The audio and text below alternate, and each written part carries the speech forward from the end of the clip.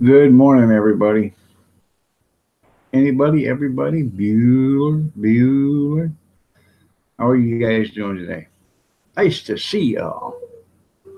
Who's ever here? Thursday morning chit chat. I don't know. Bobby Sprinkle, good morning. Nice to have you here. I thought about running another live stream like I did yesterday. That seemed to work out pretty good. You guys don't care if I'm here. You just want to talk to one another. Don't think I didn't go back and read all the comments either. I know how you guys feel about me.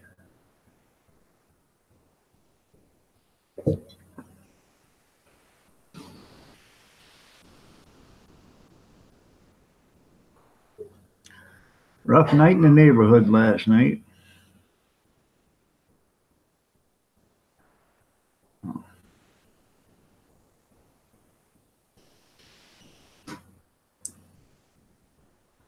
Well, hi, precious.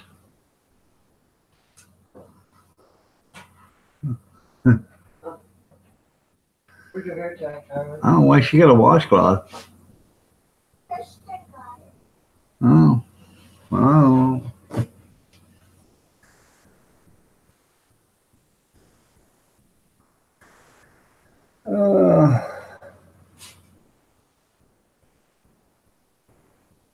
So, anything exciting happening, Bobby? What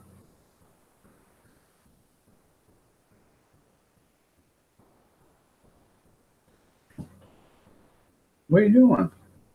Why are you walking backwards with a washcloth in your hands? Go take care of that right now.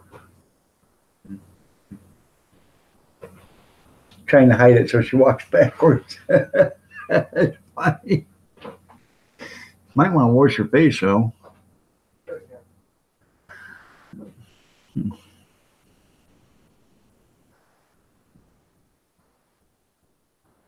Raining that up? You got a lot of rain there? Okay, Bobby. How you doing, Molly? Nice to see you here. Good morning. It's starting to be a lazy day, I think. Oh.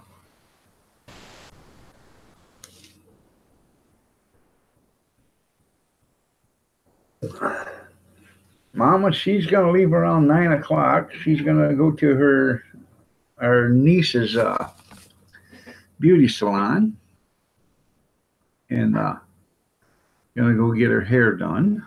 So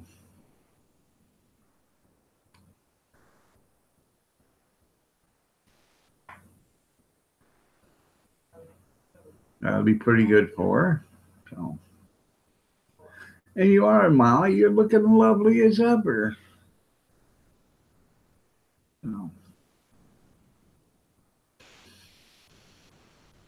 it's good to see you too.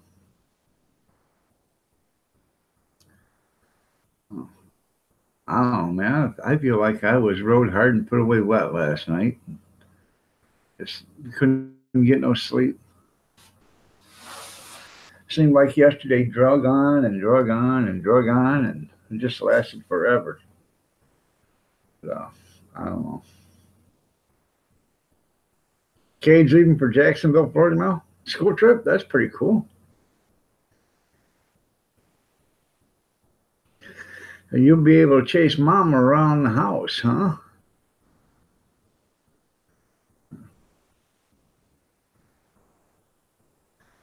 There's a little secret to that stuff there, Bobby. When you're chasing around the house, before you start chasing her, you go in there and you make sure you block off some of the rooms so you got her confined, so she can't get to too many different rooms. That way you can finally get her cornered. There you go. Oh,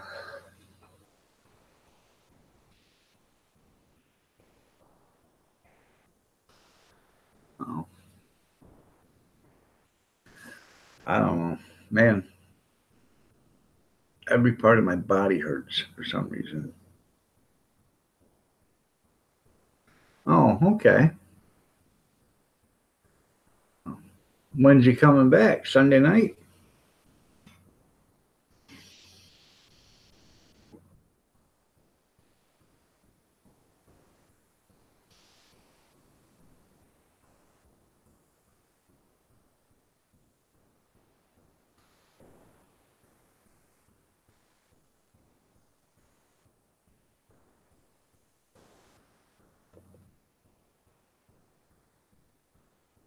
Coming back Monday afternoon? Okay. Well, making a nice little trip. A weekend getaway. As soon as he shuts the door, lock it there, Bobby. That way you can start to run, the chase around the house.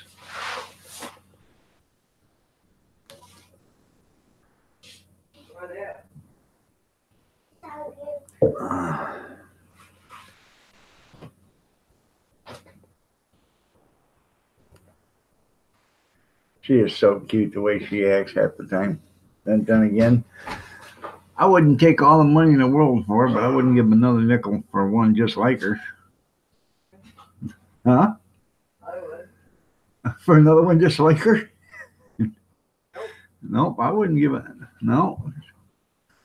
She's cute as a button, but she cries at a whim. I think she's a Democrat. Yeah. Or a liberal. Always crying about something. No.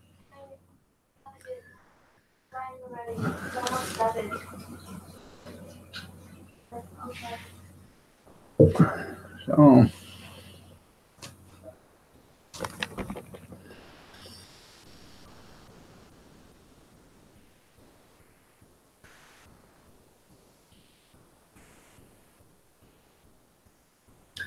good morning, Big Steven.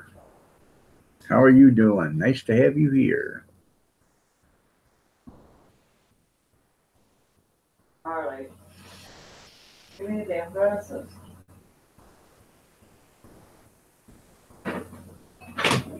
Get over here. Huh, a 5-year-old's up. Oh, God. Oh. Oh, man.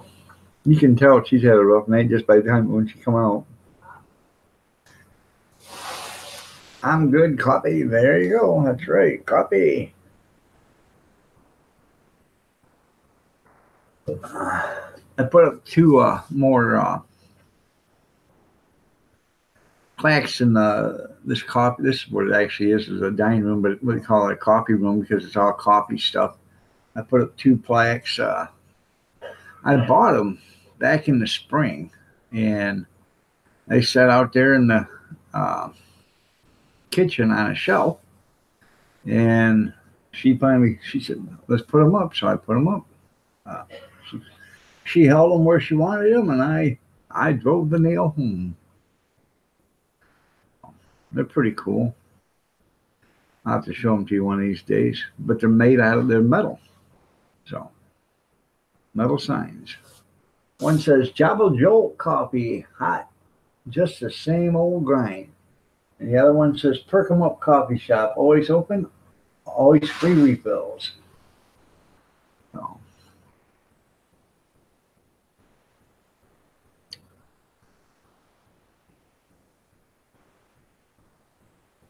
well, thanks, Steve. Coffee, coffee, coffee. What are you reading? Huh? What? I was reading the plaques to him. Good morning, precious. Oh, hi. Yeah. Hi, baby. Yeah. Okay. Huh? Oh. Gotcha. Well, Ozark, how are you doing? Nice to see you here, brother. I've missed you the last couple of days. My fault of my own, and I'm sorry. Um, Had a family emergency yesterday morning, so I had to leave the live stream, but I left it running so everybody can talk about me. And man, did they talk about me! I know exactly how they all feel now. I thought we was friends. So, friends like that, you don't need enemies. I'm telling you. Oh,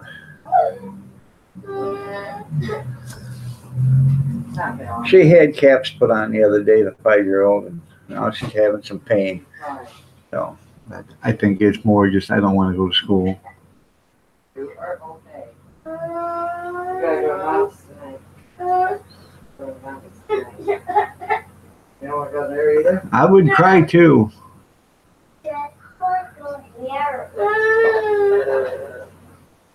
Now you're starting to cry like a 4-year-old. No, you can't come here, baby. No. I love you. You look pretty. Well, you look pretty all the time, but you're pretty. Yes, you are. She's got her hair and she's going, yeah. No. Excuse me? Who? Gotcha. Oh. Anyways, Okay, Gretchen, stop. them raviolis, I'm telling you, are pretty good. Especially because they're this big, and you get, I don't know, like 13 of them into a bag. I did 7 bags, and there's still probably Come on. at least 1 full bag left, or 13 of them or something like that left. They're in the refrigerator, but hey, man, I think the whole meal yesterday cost me like $12, so that was pretty good. I tell you what, they are good. I mean, they're not the best ravioli I've ever had, but they are good. The only thing I'm upset about is I waited so long to start trying them, and I can eat those. I have trouble eating spaghetti. Spaghetti screws me up for some reason. I think it's the pasta itself, the way the noodle is made, or what's. Some pastas has got different things in them, and I think the spaghetti, it screws me up. But I can eat the ravioli.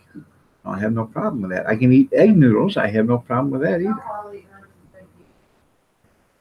And macaroni, I don't have a problem. But I do have a problem with spaghetti and fettuccine and linguine. So. Yeah, because But she's looking for him. Charlie,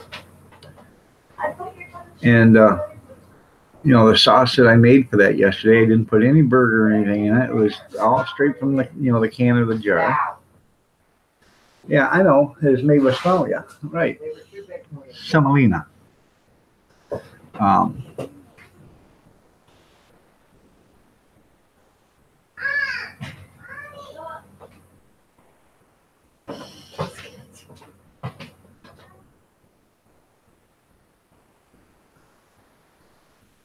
Yeah, it's called semolina.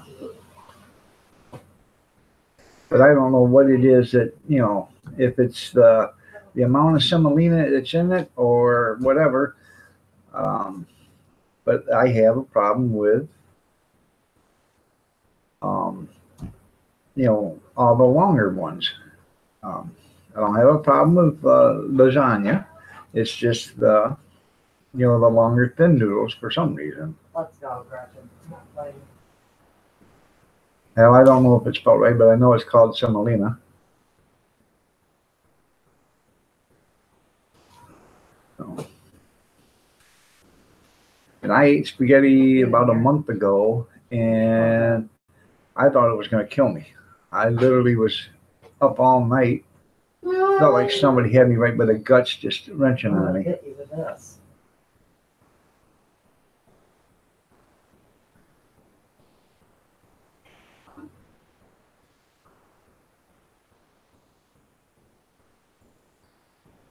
I had a VA appointment last Friday, and then one of my old friends had surgery, and he doesn't anyone to help. So I've been covered up with getting him set up. Oh, okay, that's cool, man.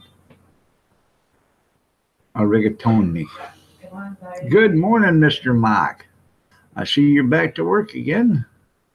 Congratulations, I think. So, just don't overdo it, man. Well, I've seen where you work, so there's no chance of that happening. But just don't be lifting anything heavy. I had that umbilical hernia. They fixed it, and then the company started crying to the doctors, needing me back to work. Well, the doctor told them, I could go back to work, but on light duty. And yeah, light duty was go out there and run a route, when I was a garbage man. And I almost tore myself apart again, So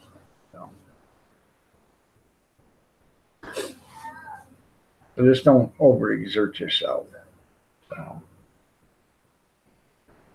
because they told me when I did that, no, I couldn't carry a gallon of milk or nothing like that for like 6 weeks. Anything over 8 pounds, don't touch. Well, made it kind of hard when I had to go take a leak, but I managed. But other than that, I'm glad your boss is being cool. My boss was an ass. So.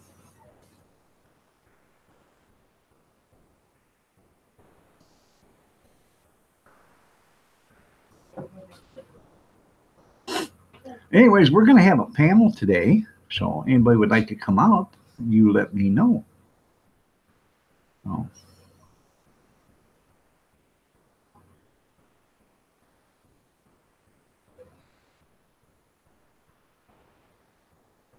Yes, I did. I've called him an ass lots of times. They.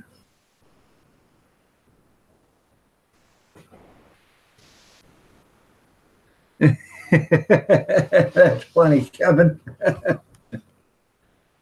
That's funny. Yeah. When I got fired from the garbage company, the guy the manager at the time was a snot-nosed kid. He actually played a year in I think for the New York Yankees or something like that, or the Giants. I don't know who he played for. I really ain't into baseball, but he played a year, and his name is I believe that's how you spell it. That's his name. You can look it up. He was I think he was a pitcher actually. I ain't for sure. Couldn't tell you. Don't care. Anyways, he was my boss, and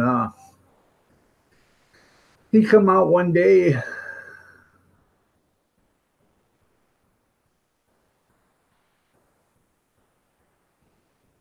Yeah, he left like he went to sleep. Yeah, I know. You'll be okay, pumpkin. Anyways, I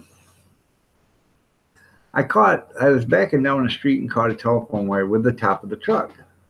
I didn't have anything up. It was just the top of the truck, And he come down there.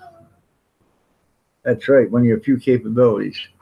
He come out there and he says, as long as you've been driving, I can't believe you can't drive. Now I didn't have anything up in the air. I didn't do anything wrong. I was in the lane I was supposed to. It was just a sagging line. I was backing down the street. The street was a dead-end street, so there's no place to turn around. So you had to back all the way down and drive all the way out. So he started in on me. And I'm the type of guy, I ain't taking no crap, especially from some snot-nosed punk kid that went to college and thinks he knows everything. So, where, book smart started, inexperience left off. So, I told him, and for lack of a better term, well, I will use the better term, I guess. I told him I was driving truck before he masturbated his very first time. That's how long I've been driving truck. Well, he got offended. He told the route supervisor, you take him back to the shop. Hey, take me back to the shop. So, no, I wasn't calling you a snot-nosed punk that thinks he knows anything, but if the shoe fits there, tiny, wear it. No, I'm talking about my former plant or general manager at the garbage company. So, anyways, to top it all off, another general manager or route manager come up to me one day after I'd been fired. He said, "Hey," because he wasn't working for them anymore either. He said, "You know why you got fired, didn't you?" I said, "No." He said, "That Matt called me up one day and said, I'm going to fire him." And I said, "No, you're not." He said, "Yes, I am." And he said, I'll bet you a fifth of wild turkey I can fire him." That's what it was all over. A bet, a fifth of liquor. And you know what? He lost because they did fire me, but I did get my job back. Then I told them to kiss my ass and pay me what they owed me because I was never coming back. You're a true idiot? That's funny. But anyways, that's the gist of that story. I went to arbitration. I caught a wire with a truck, and I went to arbitration, and they tried to tell the arbitrator that there was a deal set up with a person that lived at the very end that we could pull our garbage truck in on their driveway and turn around and back out. I said, "That's funny. Nobody ever told me I could do that." And they said, "Well, yeah, we have a letter." And so the arbitrator said, "Well, go get the letter. Let's see it." So while we went for recess, I went to the house that the people said, that they said we could turn around in. I knocked on the door and I said, "Hey," I asked them the same question. They said, "Hell no, you guys can't turn around here." I said, "Could you write a letter, stating that?" So they did, and they signed it. And they give them the phone number. So when we went back to court, I said, "Here, I stopped at the house they're talking about and had the same address that they had. And here's the letter." I said, "You can call these people, or you can go there, or I can take you there." So they lied about that, because I knew there was no way in hell, anybody's going to let you turn around on a cement driveway with a garbage truck. It ain't going to happen, especially if it's a private driveway. Well, then they said that the other driver didn't do it that way. The other driver, he drove in and backed out. I said, "Well, that's kind of stupid. You drive into a road, listen to that end, and then you back out onto a busy road. Why wouldn't you stop on the busy road, let traffic clear, then back into a street that doesn't have any traffic? Do that, and then when you come out, you don't have to back out into traffic. You can drive out." So, anyways, we went to arbitration. They lied. I won. Then they appealed it in Detroit. Went to the Court of Appeals. I won. They appealed that decision. We went down to the 6th District Court of Appeals down in Cincinnati or Columbus or whatever. And I won there. Now, the next step would have been the Supreme Court. I won there. And that's why they don't like me. It cost them $1 million to fire me. And then they still had to pay me and hire me back.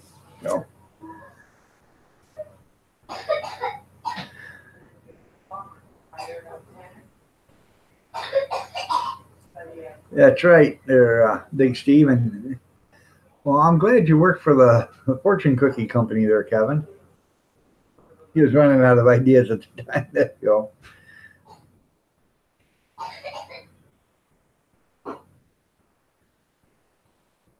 So that's the whole gist of that deal. So I probably have told you 100 times, I don't know, but for those that didn't hear it the first 100 times, there it is. I did get back pay, but I had to claim everything I earned. So which I think sucks because you shouldn't have to claim everything you earn. If they fired you, they should have had to pay you everything they should have paid you, and I wouldn't have had to. I wouldn't have had to go looking for another job.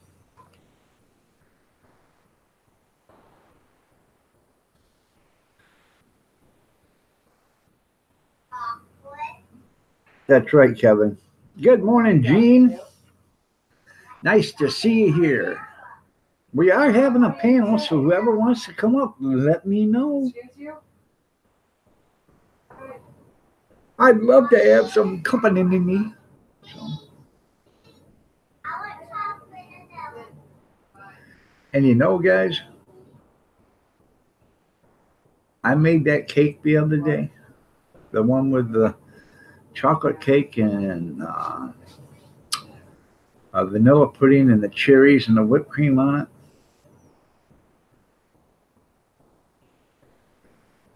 Well, hi, Spammy. How are you doing? You're looking lovely as ever. Nice to see you. Good to see you here. The toughest haul I ever had is, okay, I will send you a link. The toughest haul I ever had is I was driving roll-off, and I had to go to Monroe, Michigan, and I had to pick up a 40-yard box, and it was at Lake Erie, on the shore of Lake Erie, okay? I had to go there and pick it up. It was a cleanup. They, okay, Gene, I just sent it to you. It was a cleanup that they were cleaning out some kind of, I don't know what it was. You know, they have a seawall right there and stuff, and they were cleaning out around the seawall or whatever. And this stuff, it was a bunch of, Tambuki, how are you doing? Nice to have you here. Thanks for being here. I appreciate each and every one that shows up. Anyways, this thing was a 40-yard box. This 40-yard box was 9 feet tall and about 24 feet long. Okay. And it was full, clean to the top, with sand. Okay. Anyways, I had probably the toughest truck out there. This thing would just, it would absolutely, I could get the front wheels off the ground 13, 14 feet in the air loading the box. That's how strong the winch was. It didn't matter how heavy that box was. If I could get the rails underneath it and start it underneath it, it was going to get on the truck, or it was going to break the truck in half. Good morning, Gene. Yeah, good morning, Gene. I got this 40-yard box, and it was silt. That's what it was, actually. It was silt. I got this 40-yard box on. I started bringing it home. I had it tarped and everything. And next thing I know, I see rubber flying. Well, when it was all said and done, by the time I drove the 37 miles to get her home, you got air axles. And the air axles go down and put pressure on the road and relieve pressure off in the frame. And, you know, it's an extra axle. Well, that air axle had 4 tires on it. It was so heavy at where the air axle was that, and that part of the truck frame right there, that it blew all 4 tires going down the road. I had to end up lifting the air axle up because it was just, you know, there was nothing there. And I was hoping like hell when I got back to, you know, if I got back to the shop, you know, that I'd even make it. Well, I got back to the shop and I refused to dump it because this thing was so heavy. I said, you guys are going to dig it out because I'm not dumping it. And the shop manager went out and he said, I'll dump it.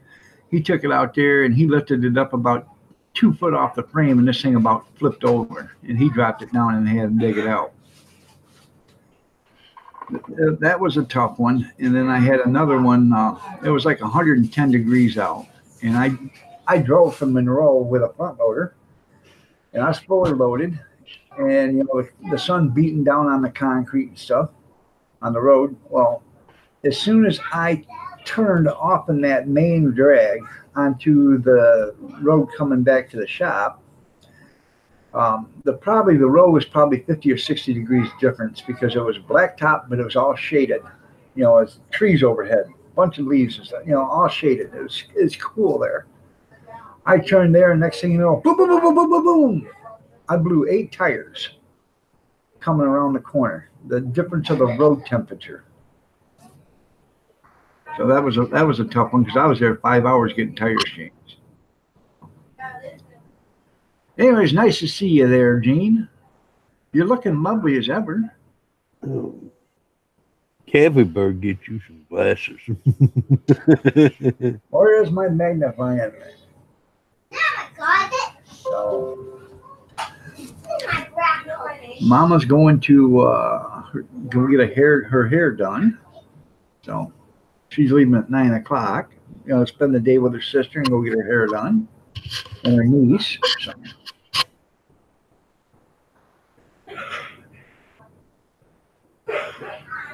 Good morning, Yankee. How are you doing? Good to see you. They put the license plate back on the car yesterday, so that was the only thing that got knocked off. They put the license plate back on the front of it. So in Michigan, you don't have to have a license plate on the front, but it's an Ohio registered car, so it has to have a plate on the front of it. But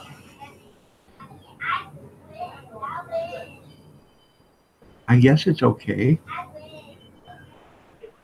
So what'd you do yesterday there, Gene? Well, the daughter and the grandson got back home, so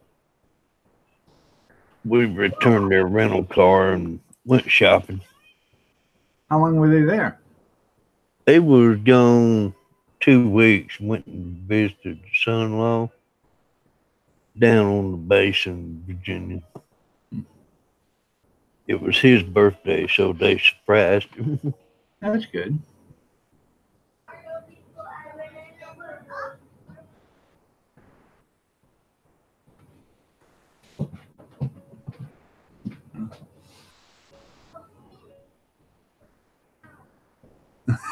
Not a good day. Nope. Nobody else. She's going. Goodbye, Kathy. Hello, Kathy. Gene. Hi, Kathy. Oh, hi. Good morning. She said, good morning. Yeah, the 5-year-old does not want to go to school. She said, I'm going to go with you. No, you're going to school. Yeah. Oh. Isn't that funny? They think so highly of their mother, poor kids. Yeah. She don't want to even go. Yeah, they don't even want to go to the mothers. They love their mother so much. I guess that's. Huh? What's that, Kath? I said the youngest. Yeah, the youngest wants to go, but the 5-year-old don't. Harmony just went live. So. Okay, I got some pictures if people want to see them. Yeah, there you go. Show us.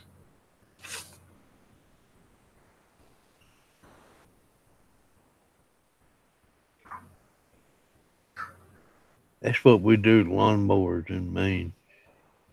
That is cool. Hold on, let me get that up there, Gene. There you go. Is that from around your place? Couple of towns over. Now I know where they got those tracks off an old snowblower. That's pretty cool. I never thought about that. That'd absolutely be cool. Hi, Brenda. You want to come on up? And that's the reason why the kids get out of school. There you go. Yeah, snow mower. There you go. That's a lot of snow. That was up in Fort Kent. That's what happens when you breed a squirrel or a moose. Well, we have jackalopes around here, so And you and Harley come out with. There's snow glide. There you go. And that one, Gonna make a decal for the back of the camper. There you go. That's pretty cool.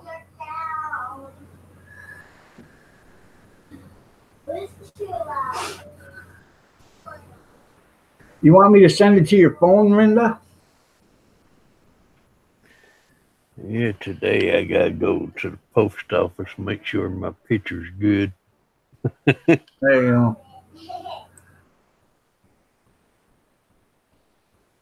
I'll go get the paperwork started for a passport. Where are you going? Well, the kids want to take me and Sue up into Canada. Oh, Canada? Okay. Of course, it ain't about 35 minutes from here. Right. It's strange I can be in Canada before I get to a Burger King. Yeah, there you go. That's funny. All right, Linda, I sent you an invite on your phone. So, and by the way, you're looking lovely as ever, Linda. So, let me go get. Yeah. Take all towels. There's one towel. I'll be right back there, Gene. Okay. Well, and there's Linda. She's a driving. Okay, you guys. I gotta give me a cup of coffee. Good morning, Jean. Hey, good morning, Linda. Good morning, Linda. Hi, Doug. Well, I come in and then you leave. Huh? I come in and then you leave. No, I just gotta leave a cup of coffee. I'm listening to you. I know. I'm just busting you nuts. What? Guess where I'm going? Did you get any snow, Jean? No, I didn't get any last night. Yeah, we just got a little bit. Still annoying. I think it completely bypassed us, which that suited me just fine. I put my headphones in. I can't sit. Hi, Kevin.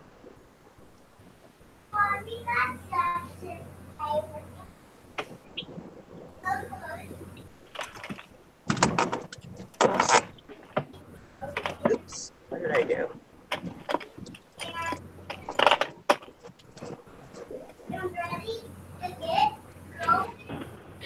Yeah, but Kevin, when I go south, I have to go through in Alabama, and you have to have passport.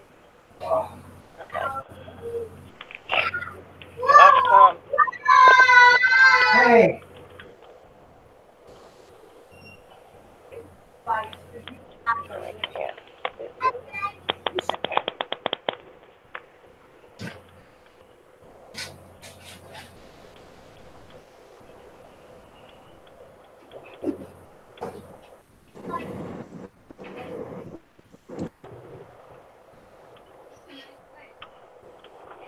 I don't know if that's working, but I did.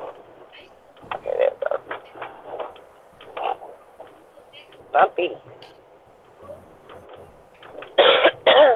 There was an accident back there involving a plow truck, and they're stopping traffic. I lost Tom.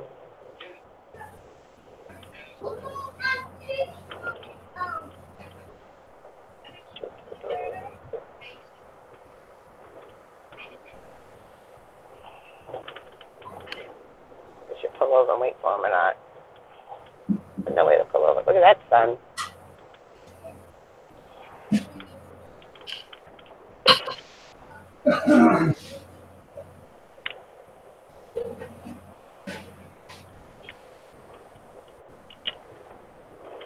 Oh, hello, Blair.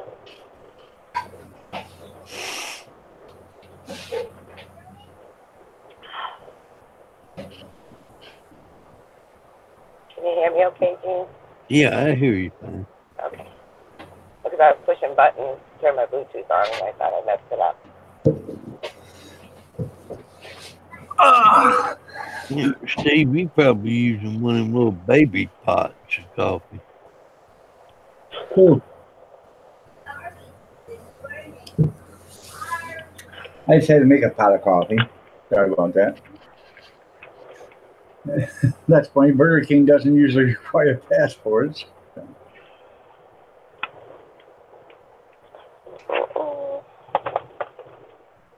Make sure you're paying attention to the road. Don't pay attention to us, Renda.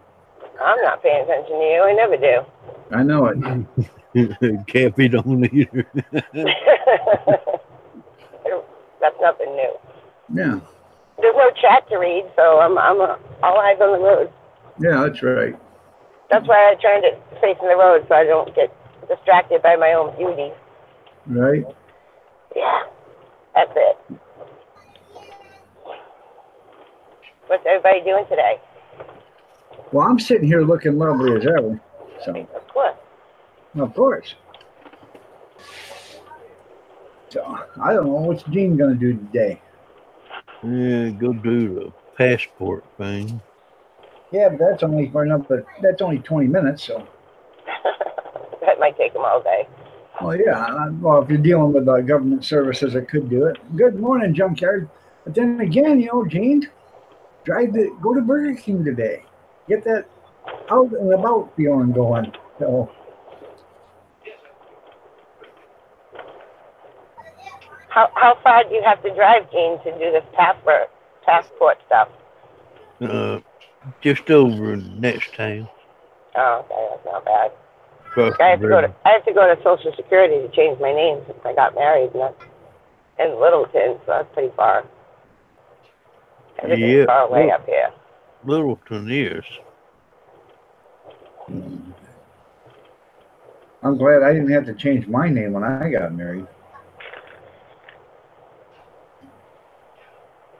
You would have if she made you. I am a you iron dog. I'm sitting here looking like a low grade of crap. No, you're not. Why would you be sitting there looking like a low grade of crap? Hi, Junkyard. Hi, Kevin. I don't know who else is there. Yankee. You're looking lovely as ever. Good morning, junkyard. Yeah. And so is Junk. Looking lovely as ever. So, Does anybody want anything in the store? yeah, I'll take a rooster, a wheat cracker, and some peach preserves. And what was that all about, by the way? Those are the three things that are going to cheer me up. Haven't you ever seen the video of Ray Stevens and It's Me Again, Margaret? The Nope. He I calls. didn't. He's a breather on the phone. He says, "I'm coming over to your house, Margaret. I'm going to bring me a rooster, a weed whacker, and some peach preserves. Okay. You're going to have a good time." I lost Tom. Up there he is. There was an Oh. accident. I'm sorry. They were stopping traffic. Oh, you mean you gotta. Oh, sorry.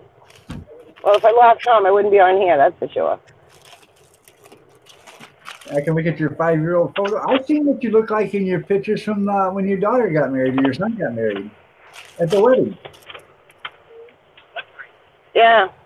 Is there a car over the hill there? I didn't look. I don't know what happened. Hi, Tom. Hi, Tom. Hi, Tom. Hi. Hi. Can you get me a drink? Get off your Drink. dead ass and get your own drink. Did I say that No. on? Was I thinking that? I didn't hear you. I got the headphones in. Tell Mom I want sausage and biscuit too. Yeah. Ooh, they have good sausage and biscuit sandwiches here. They have a deli in there, and they make great breakfast sandwiches. That pizza is amazing. That's right. That's not you, Kevin. Remember, you're in the witness protection program. I saw Kevin at Walmart yesterday. I think I changed my name because I get called everything in the book. You're right there, Wozart. Hey, until I was like 15 years old, I always thought my name was Jesus Christ. I don't want to use that name, but every time I turn around, Jesus, Jesus, Jesus. I was Mary Jane. My mother called me and my sister because she used to get us confused. Mary Jane. Get your ass over here, Mary Jane. Like, who's Mary Jane? Do we have another sister I don't know about? Yeah, there you go. Ain't nothing for years. I thought mine was you little bastard. Jeez. I always like that name. What the hell?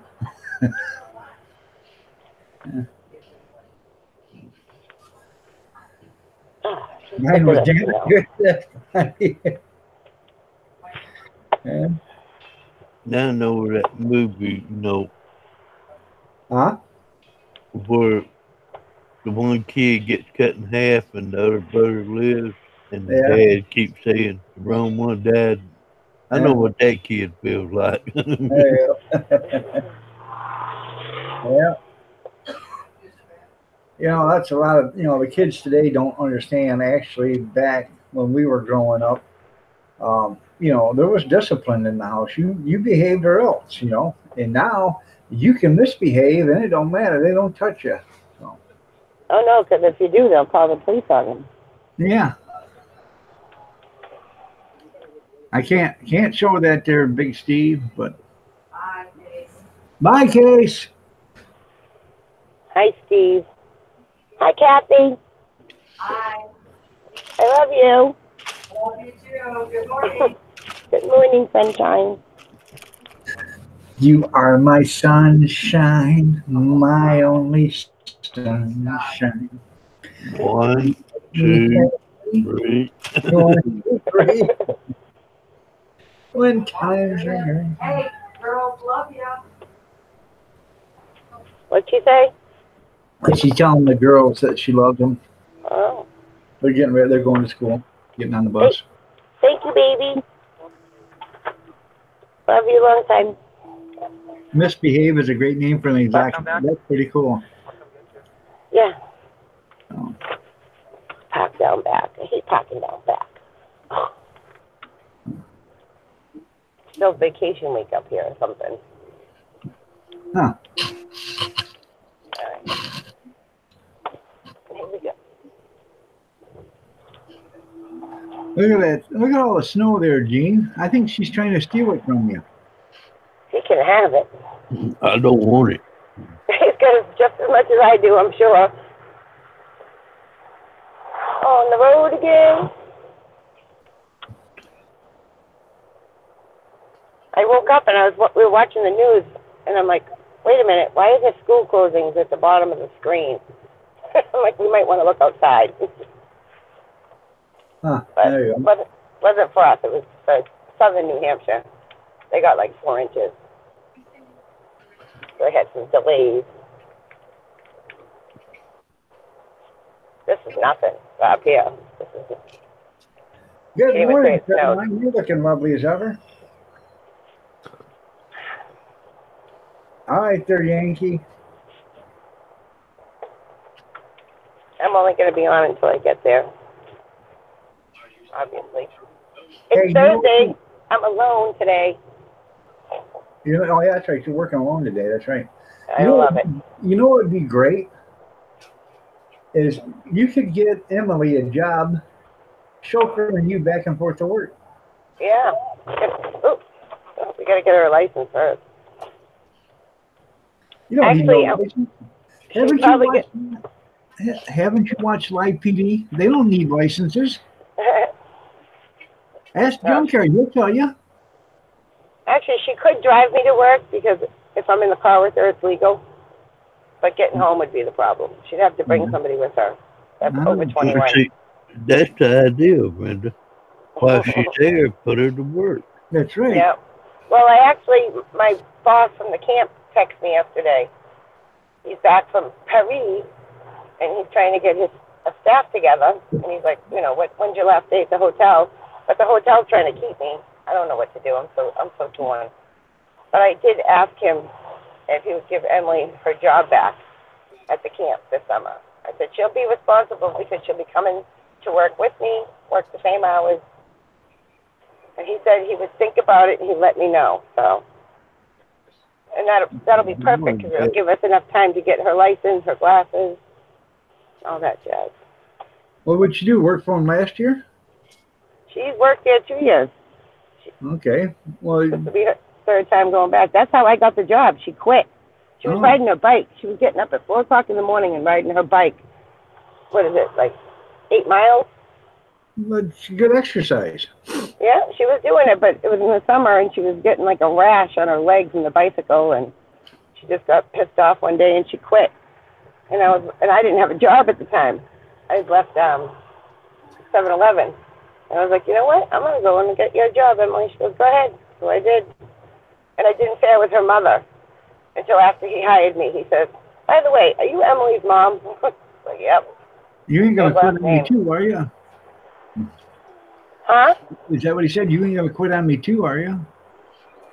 I don't want to quit on them, but they're going to make me a really good offer at the hotel, I think.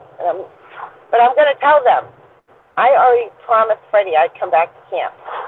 And if I promised them I'd go back to the hotel, they wouldn't want me not keeping my promise, not keeping my word. So if they let me go back to camp this summer, and then the offer can start after that, then we can do that. Otherwise, I'm going to have to say no. Okay. Because I gave my word last year that I would come back. And I'm a girl of my word. Good morning, Christy. You're looking lovely as ever. Nice to have you here. Hi, Christy. Never date a girl with a bicycle seat rash. See? That'd be a pain in the butt. Yeah, I bet you can't think of who said that. Oh my God. Turn if you're turning. Go any slower, you're going to tip over. Kevin? Yes. Okay. I know. He could come in as somebody else and say something, and we'd all know it was him. Yeah. Christy said hi, Brenda. Okay. She can't see the comments, so. Yeah, I'm driving. Well, you're trying to, by the way, but you're not doing a very good job of it. Well, today's the only day that we take, well, one of the only days we take separate cars, because Tom works till 5. I get out at 4. I could work till 5, but nah. So you spend My the boss would let me. So you spend $20 in gas to go home an hour early. Yeah. Well, I have something to do today, so I need, Tom's birthday is next week. And I'm going to the music shop after work to get him a new guitar strap, because he lost his on our wedding day. What are you getting him? So he doesn't have anything to hold his guitar up when he wants to play. Oh, guitar So I'm stand? gonna go get him a strap. Oh, okay. So I'm going to go get him a new one. I called yesterday to see if they had one with flames on it, because that's the one he has. And he said no, but he's like, we have a huge selection, though. They range from $10 to $40. I got my guitar out of the closet the other day. You got what? Got my bass guitar out of the closet the other day. Oh, Tuned it up and played it for a while. Well, that's Nice. good. yeah, Tom needs a strap because the American Legion want him to play a couple times a month. He hasn't been playing, so we haven't been worried about it. So, I thought someone would find it, but it's probably covered in snow. so what happened to your tablet there, Caroline? Did it you drop it on the ground or spill water on it or something? Oh, no. You can have Gene fix it. He's pretty good at that stuff. Can you turn my laptop into a tablet? Yeah. Turn it into a washing machine? Yeah, you break off the screen. Look at the mountain. Can you guys see the mountain? Yes, I do. Straight ahead. 12 o'clock. There it is. All covered in snow. It's cold up there. Is that Mount Washington? It sure is. You been up there, Gene? Yeah, I've been up on top of road ATV. Yeah. I went up on a motorcycle. It was pretty scary. You didn't get your washing machine yet? Junkyard wants to know? No, we didn't go yet. That was yesterday. Huh, damn. We're going to go today, but Because you didn't go yesterday. no, I didn't go yesterday. And today I got to go get his birthday present. So Go get him a washing machine for his birthday. we'll probably do it tomorrow after work. Did you hear me? What? Go get him a washing machine for his birthday. Oh my God, he'd kill me. I asked him today, I'm like, do you want a party? Because it's his 60th, you know, it's a big birthday. And he looks at me, he's like, well, I wouldn't be disappointed if you had one. So that means he wants one, right? Right. It sounds it to me. Dang it. I was really hoping he said no. But I'm just going to invite some of his friends out. I'm going to take him out to dinner, tell his friends to meet us somewhere for drinks, and just surprise him that way. Okay, I got get right. out of here, feed all the animals, and get the rest of the bunch up. I'm not hungry, Gene.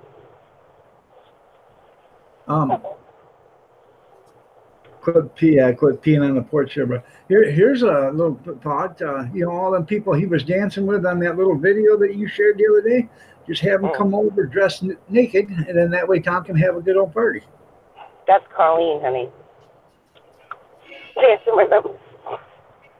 The one in the hospital. Oh, okay. I didn't know. That's why I shared the video. That was her right at the end with the pom-poms. Her dancing. Yeah. The number 87 on. And you can see the stairs in the video. Those are the stairs she fell down. Oh, that's too bad. Yeah. All right, dog, Brenda. I'll talk to y'all later. Bye, you.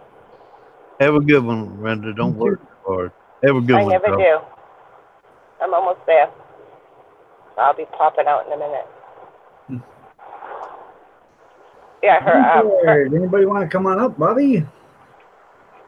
Her ex-girlfriend went to see her, and the doctors don't want you to talk to her. Don't be loud, because she's responding to the voices. I'm like, why wouldn't they want?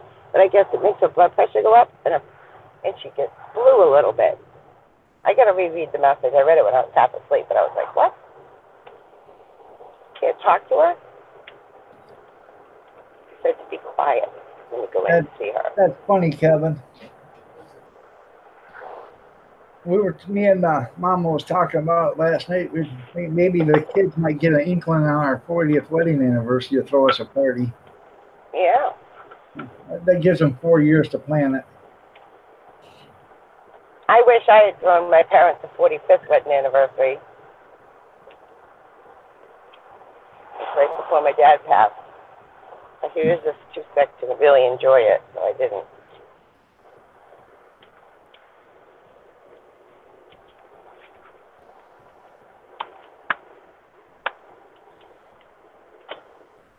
I don't know why you keep following that van. What are you? Friends with him or something?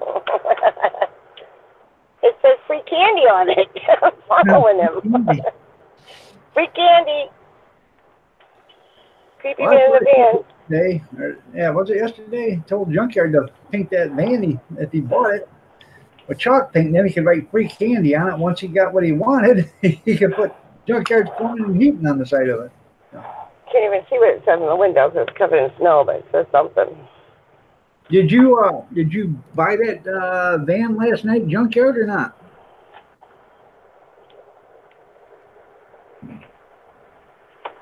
All right, almost there.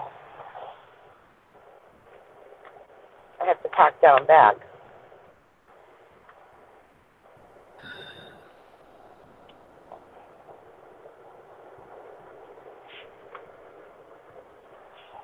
There's not even a lot of cars there.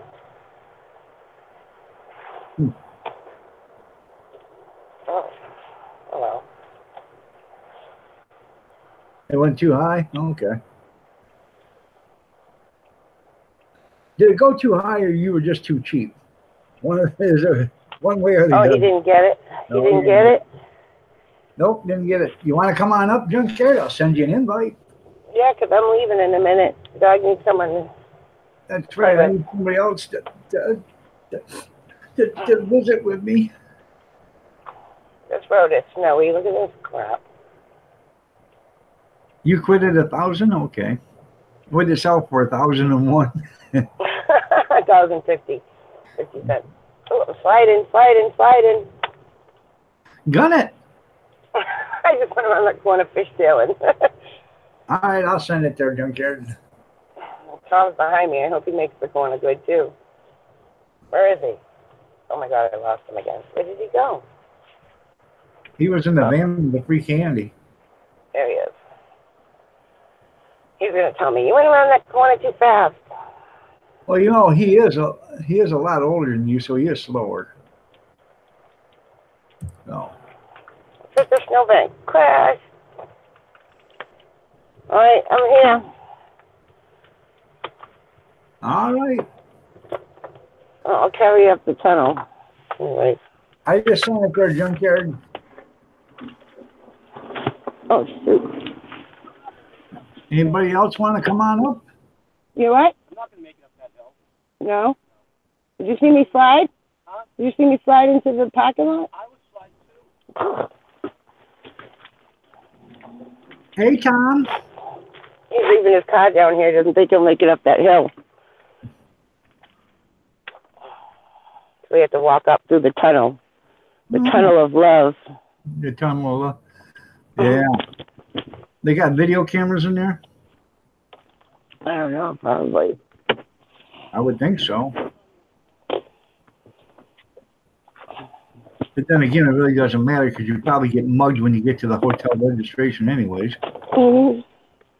What do you Say hi. mean $50 for a room? Hi.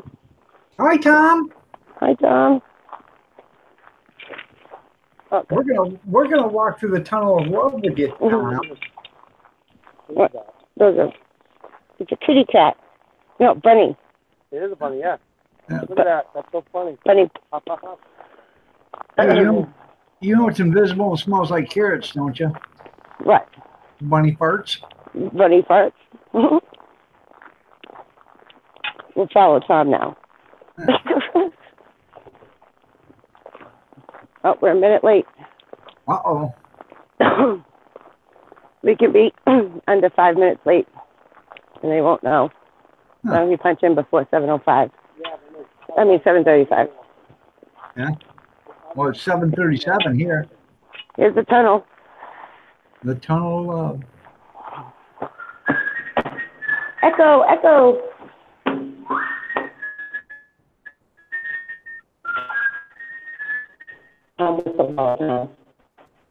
Well, I think we're losing you. You're losing me? No, I keep going with that.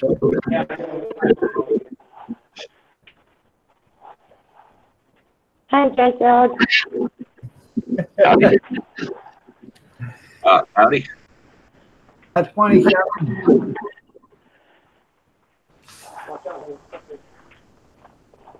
You hear me now? Yeah, I can see you now. Well, we were in a tunnel. Huh. Now we're walking uphill. This stinks. Where we All going? right, bye, baby. Go to work. He's going in that door. We would have got to work early so they could have shoveled that path. Yeah, go this way. Good morning. Okay, guys, gotta go. All right, see you later. Goodbye. Get out of here. Bye. Bye. Yeah, hopefully less of an echo. You're right, Kevin.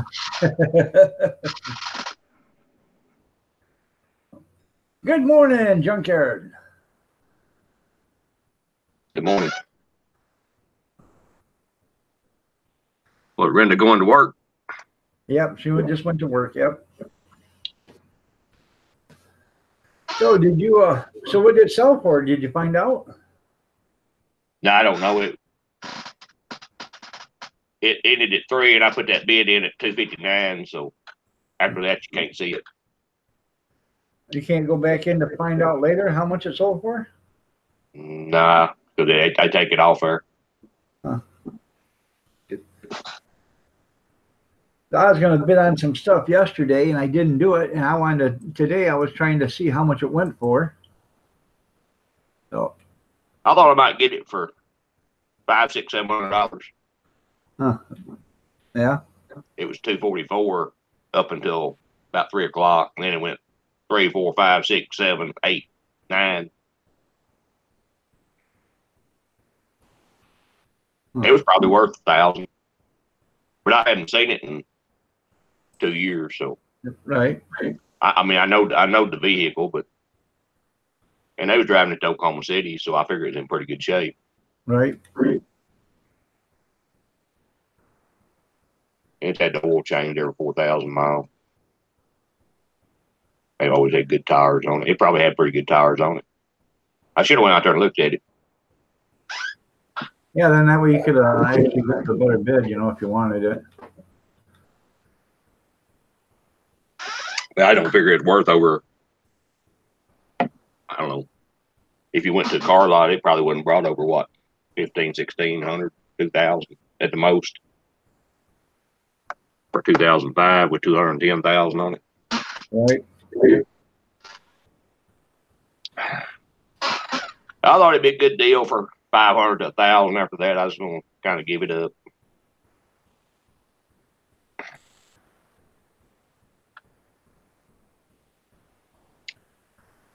Oh, when I checked my email, I seen that Publisher Clearinghouse is coming to see me today. Yeah. Hopefully. I know they don't. They ring the doorbell like at 8 o'clock or whatever if they come to somebody's house. So. Well, hopefully. I'll be waiting. Yeah, me too.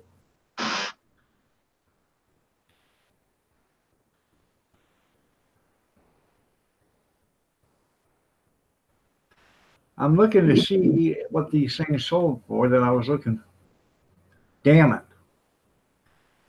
A warmer with a miscellaneous items for $30.01. I was going to bid $35 on it and I didn't do it. They sold a 2000. They sold a 2000 Ford Explorer, which come from Oklahoma State University. They drove it around there on maintenance, and maintenance superintendent told me that the transmission went out on it. Now, it sold for $245, huh. And it was real clean. It was real nice, except for the transmission. I could have took it over to the prison over at Hodgins and had transmission put in it, I guess. Yeah, there you go. Yeah. I had to haul it over, but I could get the work done for free. Yeah. It just cost me parts. And I could probably have transmission put in it for $400, $500, $600, $700. Probably. Had less than $1,000 in it. Tim says he thinks you have a better chance of the Pope ringing your doorbell. It didn't have but 110,000 miles on it. I don't want the Pope to ring my doorbell. I'd be scared. Yeah, me too.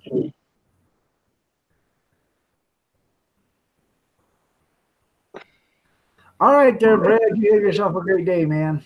Sandra's Homespun Life. How are you doing? You're looking lovely as ever. Nice to see you here. Yeah, I won junk mail from them too, but I did enter. So we'll know around 8 o'clock or so if I won. So. Did you enter just once? No, I entered 5 times. I bought 5 different subscriptions. Well, I never buy nothing. Well, that's because you won't win then. They say you don't need to buy anything to win. That's bull. You do. You got to buy something. Everybody that's ever won bought something. Nobody has ever won that never bought anything. I won't ever win then.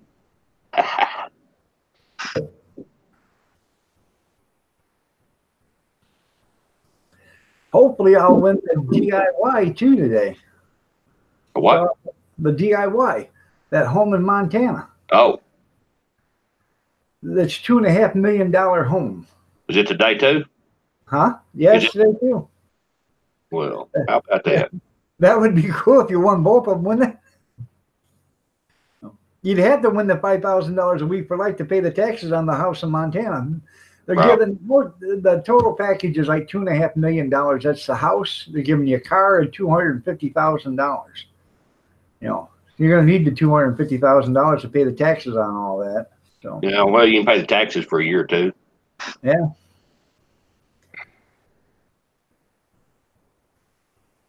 But it's beautiful. I don't know if you guys have seen it, but you can get on the DIY network and you can see it. Oh, my wife told me about it. No. Hey, come look at this. Come look at this. I don't know. I've never been to Montana, but I can move there if I get a free house. Oh. And it's on, I think, 5 or 10 acres or something like that. So what you do is you take the acreage and you split it off. You sell the house and build yourself a nice little modest cabin on your part of the land. Yeah, somewhere else. No, you take that 10 acres or whatever and split it. You give them 2.5 acres, you keep 2.5, and then you build yourself a little 2-bedroom cabin. No, excuse me, 1-bedroom cabin. That way, Or if we're going to do that again next year. Huh? Or if we're going to do that again next year. Yeah, they do it every year. So they'll probably have another 5 or 10 acres right next to that 5 or 10 acres. No, they do it all over the country. The last one was in South Carolina, I think. Oh. So, Montana was kind of a weird place to have it because it's so cold there all the time, but, you know.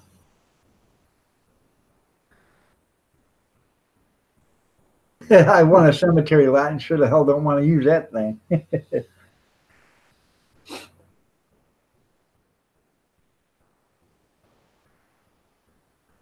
Well, you build on it.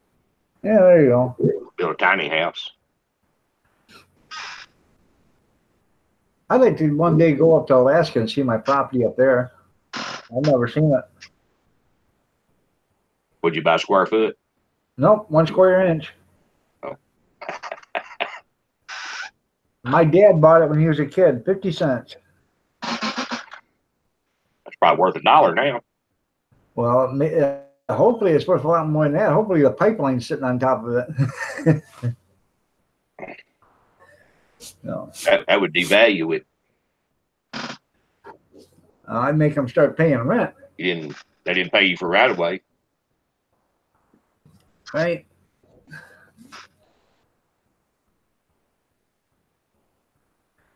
Yeah, years ago, my dad, I think, was like 7 or 8 years old, 10 years old. He worked for a couple of weeks to get up to 50 cents to buy that 1 inch square property. So There were some people bought, what was it, bricks. They're paving the road over here somewhere. You could buy a brick for $1, put it in the road. Yeah. Had your name on it. That's pretty cool. You go down in history that way. That's right. Did you get title to it? Yeah, I got a registered deeds of it and everything. You pay taxes on it? No. You probably already lost it. Nah, it come into it's one of them non-profit things or whatever. There's no tax on it. Oh. Yeah. And I'm pretty sure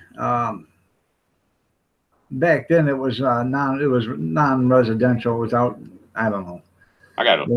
There's a quarter of a block across the road from me down there in town. It'll be coming up for tax sale next year, I guess. Taxes haven't been paid on it the last 3 years, so the 4th year, the tax sale it. It's your property? It's across the road, north of me. Yeah. So what are you gonna do? Buy it? If I can get it for the taxes, I will. Yeah. Or somewhere thereabouts. My neighbor died, and it was in his name, and the kids have got it, but they can't get it now because they'd have to probate it. Right. So it's just sitting there, and no taxes been paid on it. It costs more to get the deed than it'd be worth.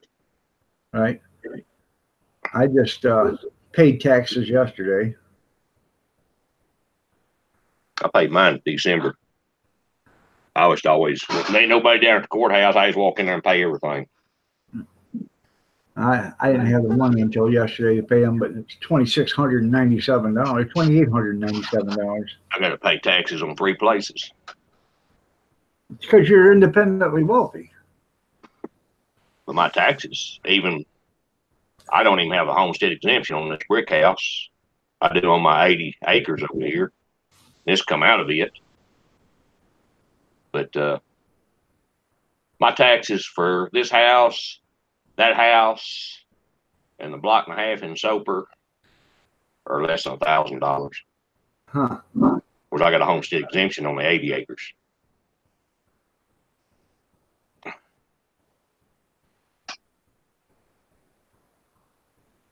This house is about $700, and the other places are about $300.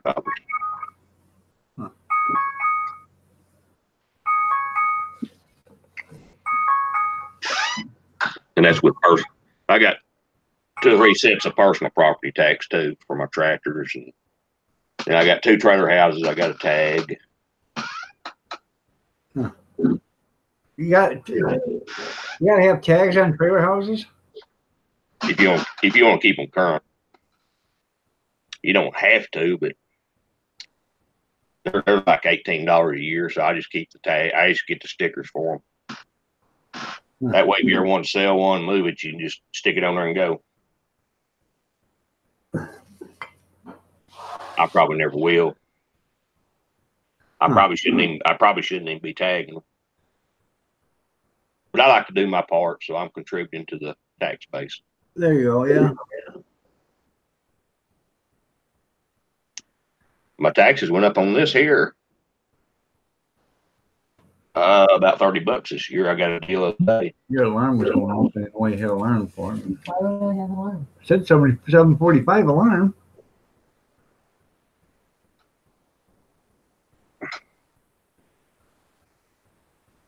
Now, if I was across the river in Texas, my taxes would be probably $5,000 or $6,000. They're high over there. All right. Well, they're high here. I have a corner lot, and you know, if I'd have known how much a corner lot was going to cost for taxes, I probably never would have bought this place. Good morning, JD. Taxes in Oklahoma are pretty cheap. So forth. All right, there, Kevin. You have yourself a great day, man. We'll see you later. Enjoy your breakfast. Probably one of the cheapest in the nation. Probably. Yeah. Probably is.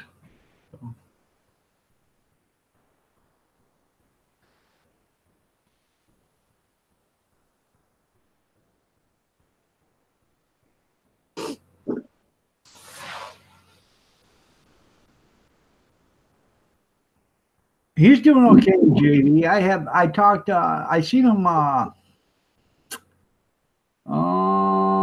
a week ago Saturday. He was up here, and I talked to him.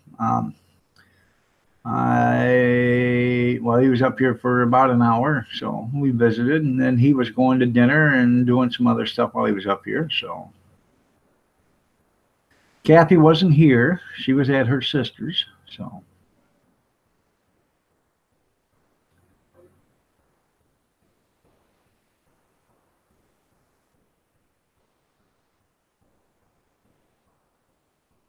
Yeah, that's right. You got to get that $67 million courthouse nobody wants.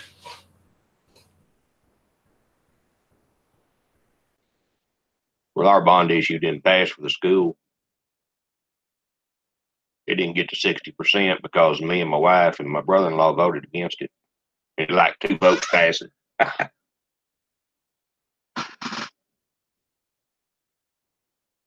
What I can't figure out is the money they have is for a building fund anyway.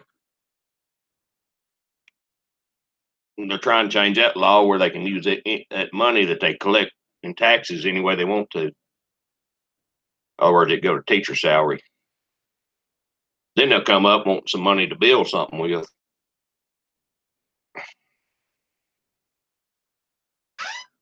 The money they got right now is supposed to be going into a building fund.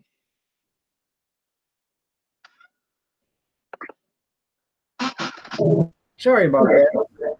Oh, good morning. How are you doing?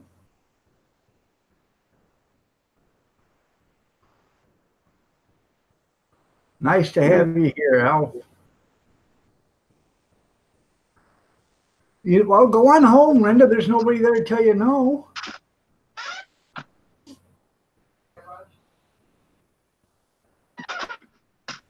She's all by herself now, ain't she? Yeah.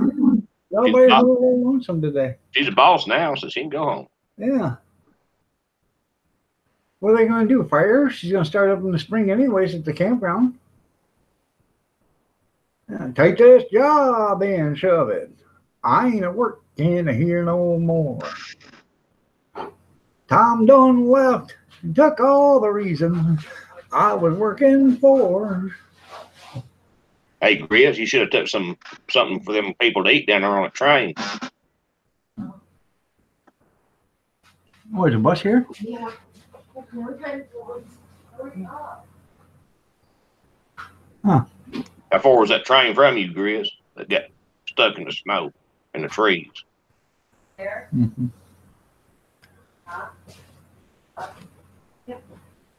Huh. Well, and that's something. The bus just come here, and it's 7:50. It's never been here before 8 o'clock, and now it's here and it's gone. Yesterday, it didn't get here till a quarter after 8. Isn't that something?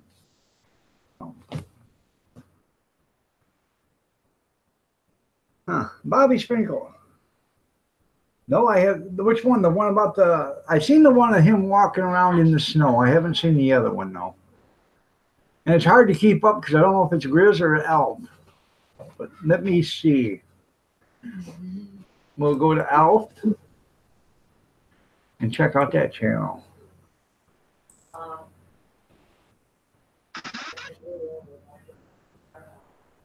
Hey, Grizz, I was wondering how far that train was from you that got stuck on the track, an Amtrak train.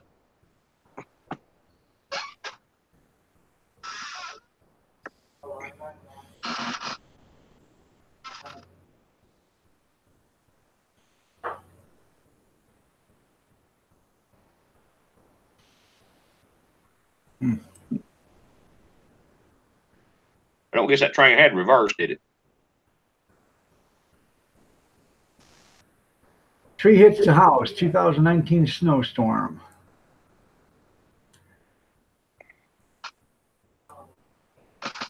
You know, the train was going south and it had a tree across the track. I think we got another couple more inches or so. So I don't guess I could back up, I don't guess. Probably not. But I tell you what, there, Elf, you're looking lovely as ever. You better watch it, man. You're looking so damn handsome. Big Steve might come down to Sweet Home, Oregon and just take you over for a date. That train was south of Eugene. Somewhere. Eugene, Oregon? Somewhere.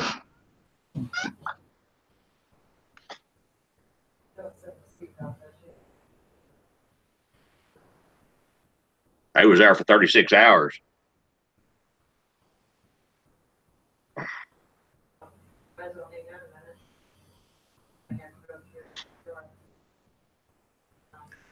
I'm watching your video there, Alf, of a tree hitting your house. I got the sound off, but did it do any damage? I didn't want to turn the sound on, but. Take that back, wait, bring me in. Oh, Grizzly's 270. Okay, no, I haven't seen the Bigfoot. So.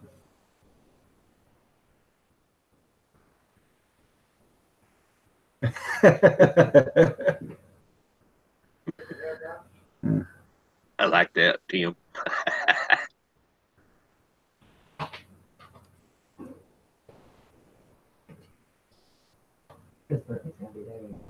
I know. Oh my God.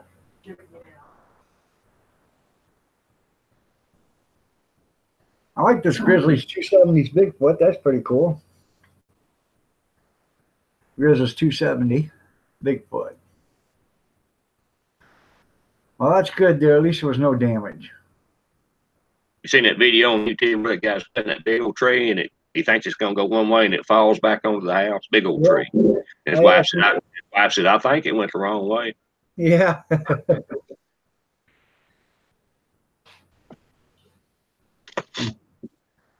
Hopefully it probably just laid right over like nobody's business. You know, that's kind of cool there, Grizz. That Bigfoot walking around in the woods and stuff at your place, but you know that is actually dangerous because if somebody was out there, they would have shot him. Even though you can tell it's a guy in a gorilla suit, but I seen another video on YouTube where there's a house to the left and there's a house to the right, and there's about 5 feet in between it, and this guy cuts this big tree and drops it right in between them. It couldn't have been more perfect. I wouldn't even thought about trying it. yeah. Even if I thought I could do it.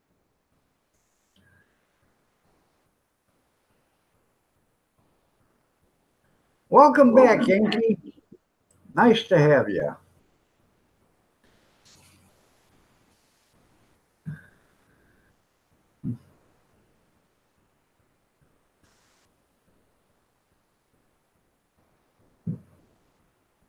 Yeah, that tree probably just laid right down real slow. Sometimes they do that. We've cut so many of them, though. A lot of time they'll spin on you How you doing, Johnny? Nice to have you here. or split. Right? Hackberries, they're pretty bad about splitting. I've seen them split all the way up to the 10, 15 foot. I used to go out in cable trees with a guy, and I'd go down there and help him cut some too, and I just did it for the hell of it with the guy. But it's pretty cool. So They cable trees here where warehouses cut. They'll take that little brush and they'll pull big old anchor chains between two dozers, stretch, and they'll go one way, then it'll lay them all down, and they'll turn around, come the other way, and it'll pull them out of the ground pretty well. right. Well, what I'm talking about cabling is where they take they go up there with a bucket and they put eye bolts in the limbs, and then they cable the limbs so they can't sway too far. And he was putting my three cable clamps on each side of a little 3/8 cable. I said, "What are you doing that for?" He said, "Well, I don't want them to slip." I said, "There's no weight on them. There's no pressure on them. If that limb breaks anyways, that cable's not going to hold it to begin with. It's going to snap just because of pure pressure of the limb snapping." Oh, I got to tell you a little story about a guy I worked with, Ron DeVee. He had him a ladder up on a limb, and the limb was swayed down out here, and he had the ladder up here, and he cut the limb off on the right side of his ladder, of course. But when he cut it off, the little stub he was on sprung up. You know what happened then? Oh yeah. Yeah. Him and the ladder and all went to the ground. I had about 12, 15 years ago, I had a 40-foot long limb off a box elder tree come down in an ice storm. And it come right down in between me and the house next door. And the house next door is only like 8 feet away from us. 6, 8 feet, something like that. 8 feet probably. And I had a bay window on my side of the house. But it come down in between both of us and missed both houses and missed a chain link fence in between us. It couldn't have fell any more perfect. I've seen a few box elders out here in the bottom. They split real easy. Oh yeah. Ian, how are you doing? Nice to have you here. Good to see you. Washington News, how are you doing? Good to see you.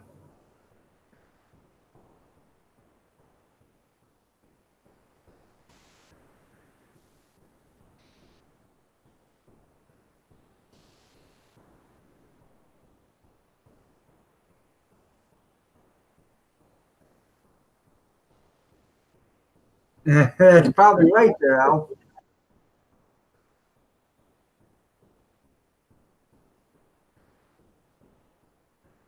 I'm doing good. I'm just hoping that today I might win something from 2 great big giveaways.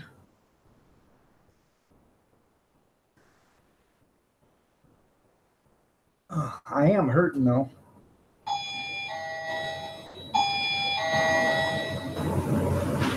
There they are. Holy shit. I'll be right back.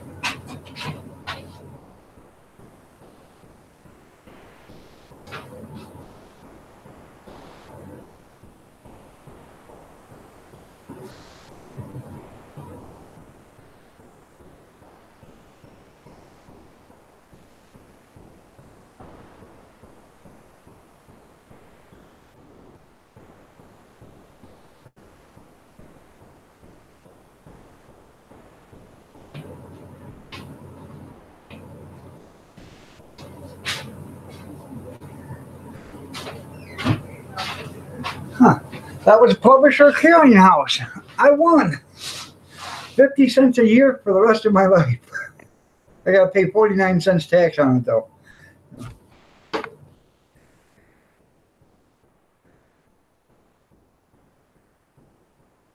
You still there, Jim Carrey? Well, they didn't stay long. No, no. Hey, isn't it nice to have?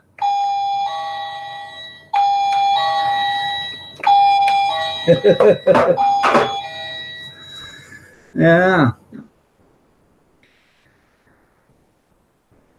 No, I'm kind of hoping that it would be nice to win the house.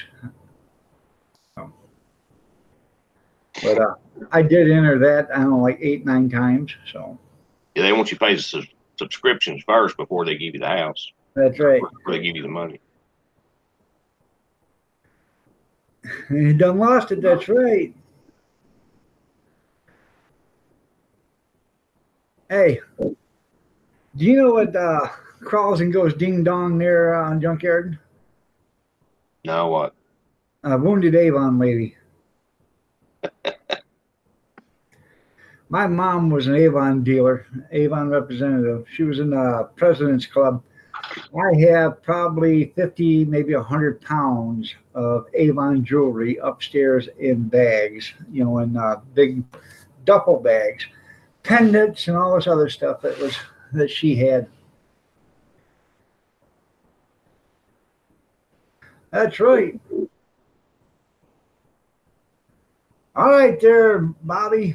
Go watch your TV. I see it's more important than Clearinghouse not even on TV. What's that? I say Publishers Clearinghouse not even on TV. I figured that'd be on TV. Yeah.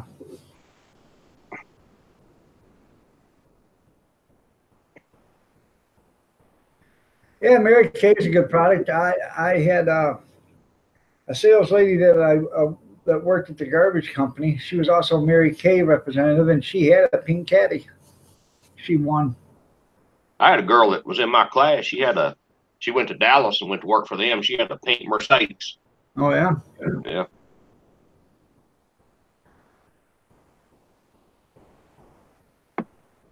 She was sales something of the region or something.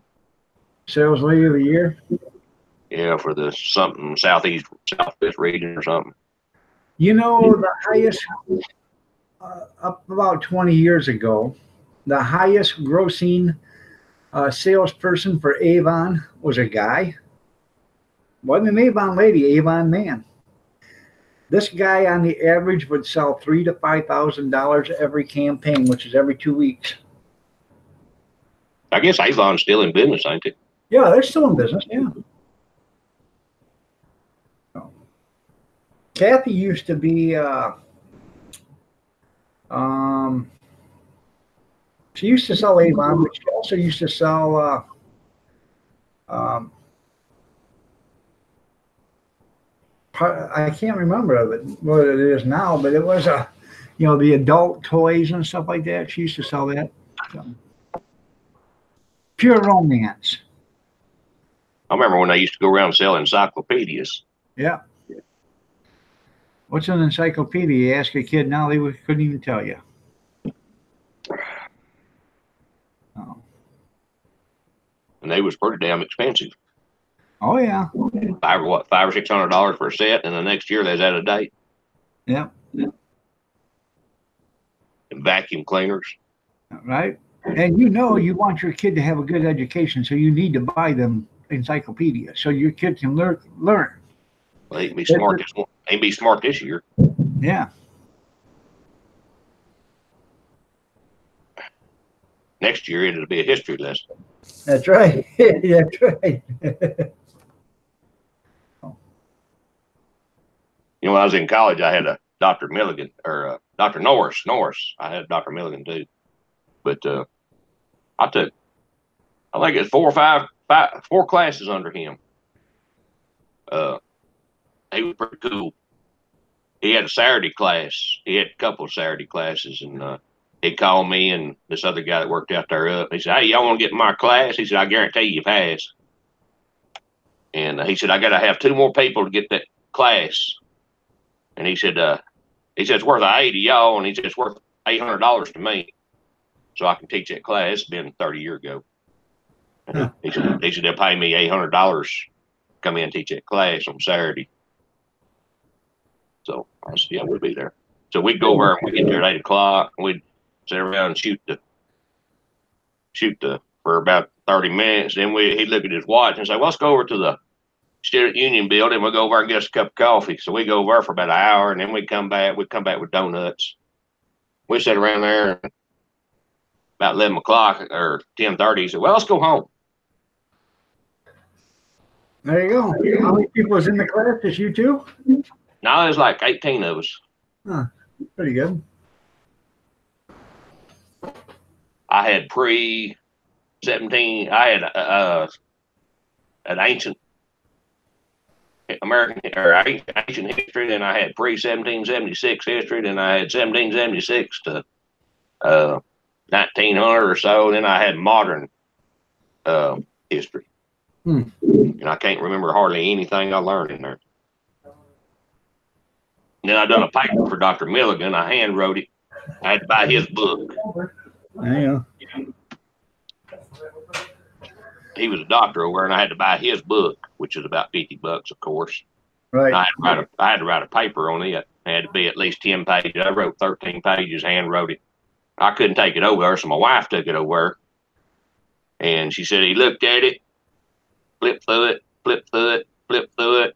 So he laid down on his desk, put an A on it, threw it in the trash can. Huh. There you go. But I never did go to class on that one. That was one of them arranged classes. Right. I thought about going to online college, but then again, I didn't want to dumb myself down any more than what I am. So I got a degree in business, and I got more classes in history than I had in anything. I don't know. What is that? Okay. I used to, I loved world history and history, man. I love history, and I used to. I'd never take my book into class when I was in school. Never. I never brought a book home. Yeah, I'd never take it to school. You know, I'd never take it to class. And the book was brand new when she gave it, and she was still brand new when I returned it. And you know, this girl used to sit there right beside me, and she says, "I don't understand how you pass without, you know, your book." I said, "It's easy. I just, you know, I love history, you know, so I would pay attention." Book reports, we used to get the girls going to Votech to do them for us. We'd pay them $5. Yeah. I never done a book report. And sometimes if I did have to make a book report, I just made it up. Right. There wasn't no such book. This. I have to do a book report on the Green Wizard's Guide.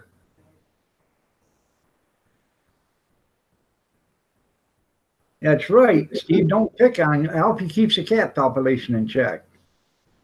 In high school, back when I graduated, I forgot how many credits we had to have, but now then I want to say they used to be 18. Now they're like 20 something.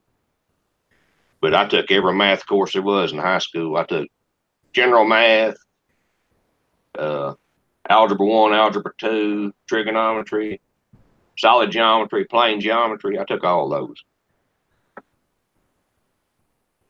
You have some information on Wizard's book? You do. Well, that's pretty cool there, Johnny. Email me. Anyways, Johnny Franco said, "I have a degree in business and I almost became a special ed teacher in college." Well, you know, I understand that because in college they need special ed teachers. They need a bunch of special ed teachers in college. And you still haven't gotten that, you know.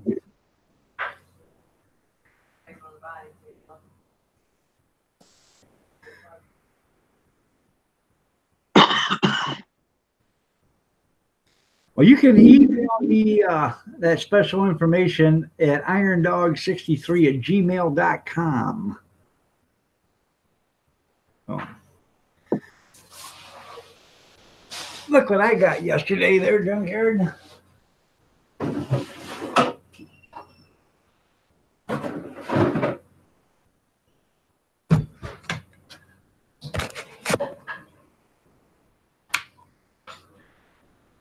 Come on. Don't tell me this. It did work this morning. There it is. Oh. Got a fluorescent bulb in it. I don't know what's going on now, but You better take that back and get your money back. it does work. There. There we go. $2. It's, you gotta keep the top tight. There you go. I got one of them similar to that. It's off of where it's one of them Ozarks I got from Walmart. They puts out a lot of light. It's about $12.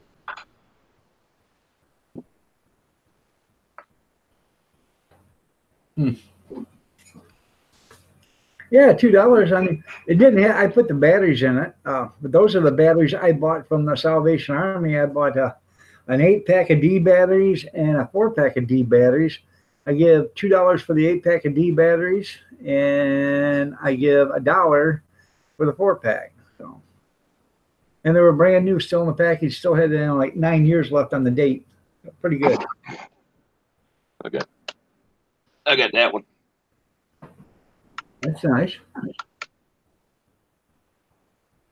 And it'll light up this whole place. I got a big one.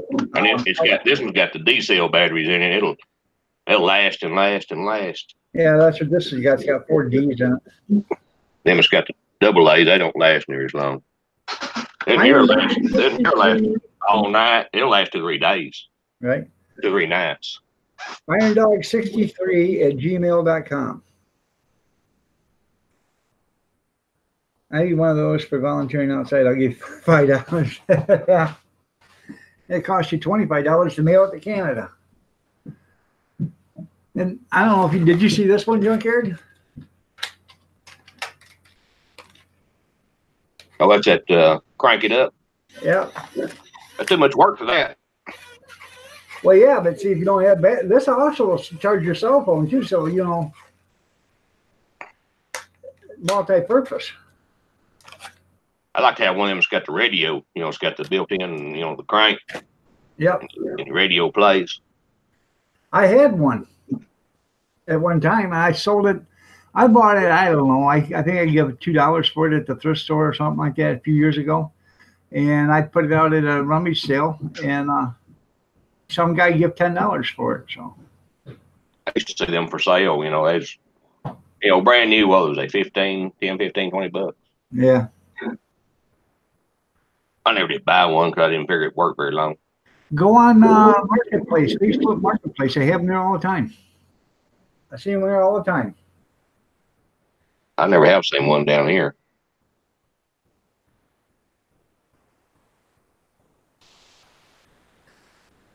Anyways, it's IronDog63@gmail.com there, Johnny. Let's see if you sent it already.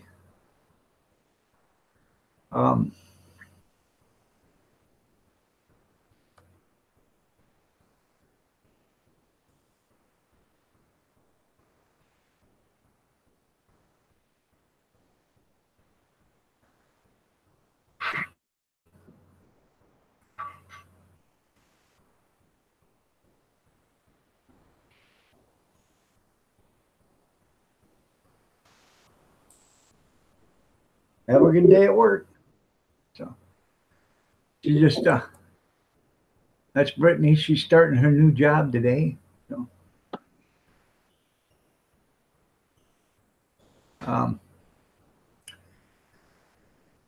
good morning, Kim. How are you doing this morning? Nice to have you here. I hate it when it does that. Go to move the screen and it wants to do its own damn thing. So. No, I don't. If you send it, you send it. Do not delete, dog. and I will I'll read it. The ones that don't say do not delete, I don't keep them. So.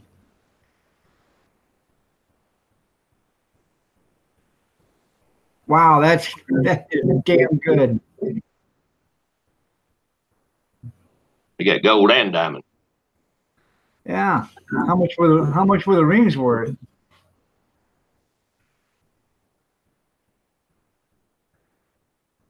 Hey, I should be in your mailbox because you've sent me emails before. Hi, Pam. How are you? You're looking lovely as ever. Nice to see you. It's meant $75. Okay. That's pretty good return. Oh yeah, it is. How much diamonds worth? Or was it fake diamond? Well, usually if it's gold, they're gonna have a real diamond chip in it. So.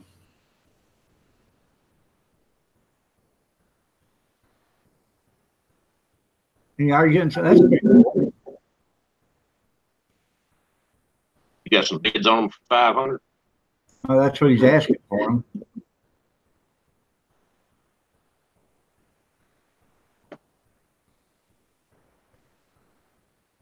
I tell you another thing that's pretty cool is start looking at sterling silver when you go into these at thrift stores and stuff. We had some sterling silver at an auction a month and a half ago, went for $200. You know, a sterling silver tray. Didn't Yeah, look any special to me. We got one of those big old sterling silver trays. Mm-hmm. I never was impressed with them. It's just a big old silver tray. Yeah, I'll show get it there. They're heavy.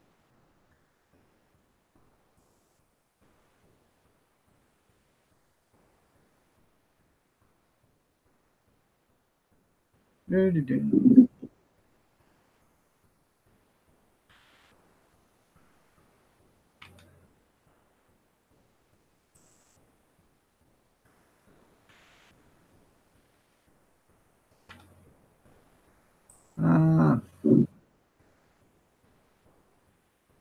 I've had a Super Bowl ring on.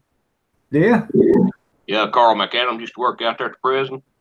He Okay. played with the New York Jets back in the 60s with Joe Namath. Huh. He was a big defensive guy up at OU, and he went to work. The Jets drafted him. He messed his knee up after 2 or 3 years, but he was in that Super Bowl with Joe Namath. There you go. He had that Super Bowl ring, and I put it on my finger, and it would just flop around on my finger. Right. I don't know what size it was, but it's huge. Huh. Of course, his hand was twice as big as mine. He's about 6'6", 300 pounds.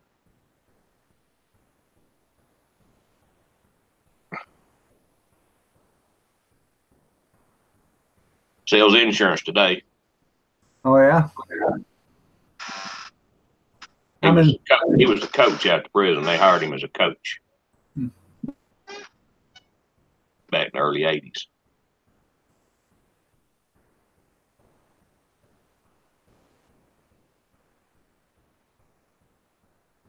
Man, I had 500 spam messages in there.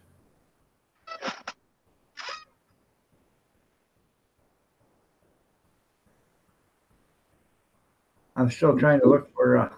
I haven't seen it yet, Johnny.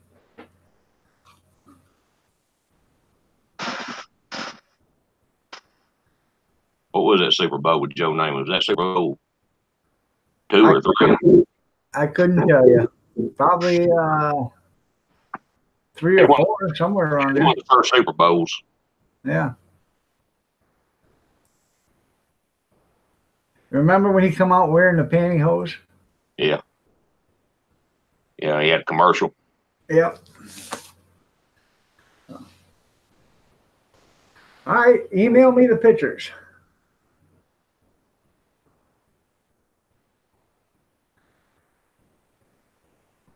Yeah, Carl said they still talk every once in a while. Huh. Just dish it up on you, huh? I'm sorry, everybody. I was looking at something else I didn't see.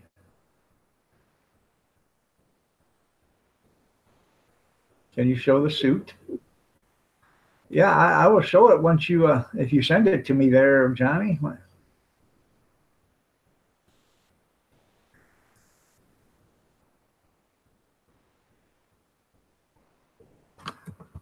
Here is my email, everybody.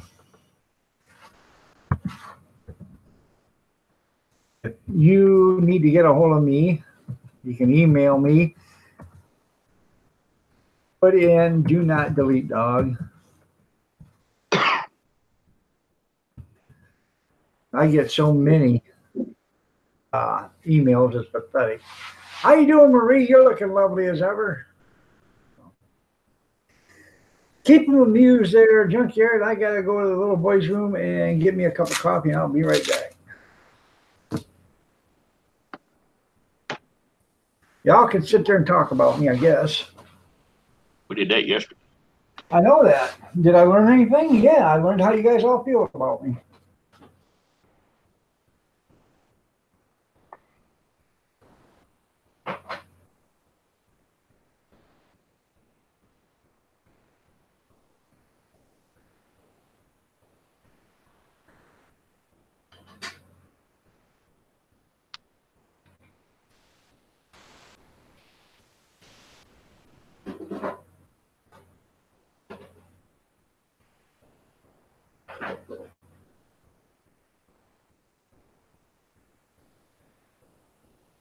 Well, I hope I quit getting them emails from Publishers Clearinghouse today.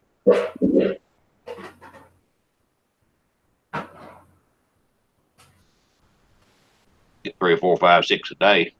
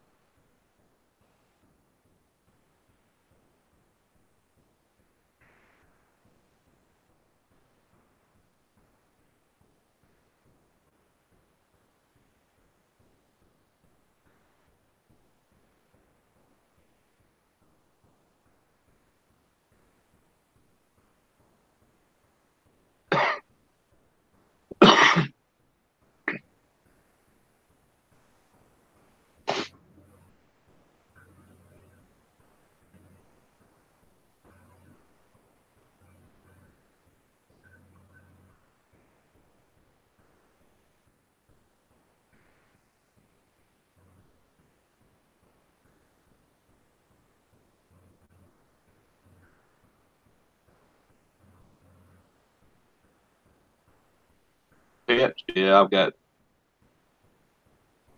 numerous cats. I've got 4 dogs.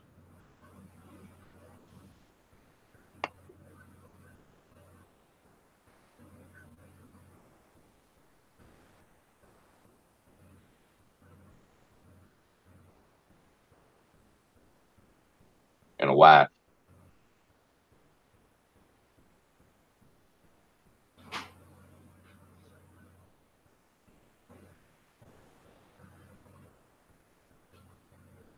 Yeah, they're sacked out of sleep right here. One's right here on the floor, sacked out, and the other one's in there in bed, sacked out.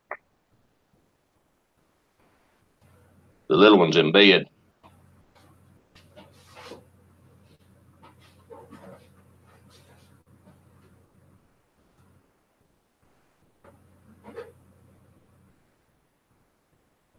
Yeah.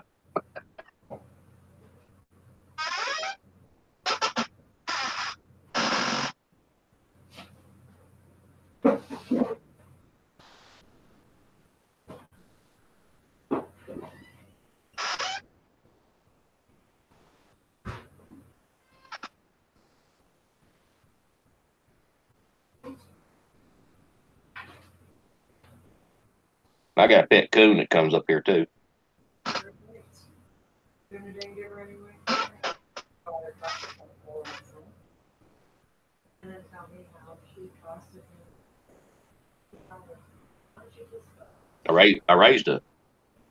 I raised a pet deer one back in 1998. I raised a deer, me. and he'd get up on the porch and lay down, get on top of the cellar and lay down.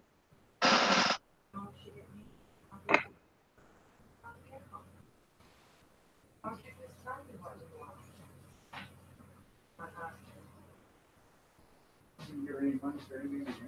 No, so I had to. He's like, shoot, you didn't even know money for that. I said, well, here's 5 months. You can pay me back. I'm not supplying it. He stayed around here about a year, then he finally wandered off.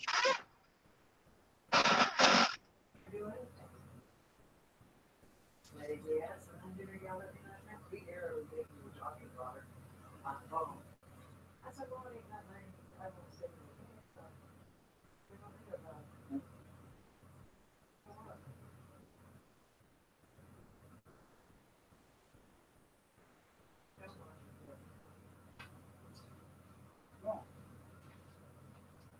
That's made up 3/4 of the pot.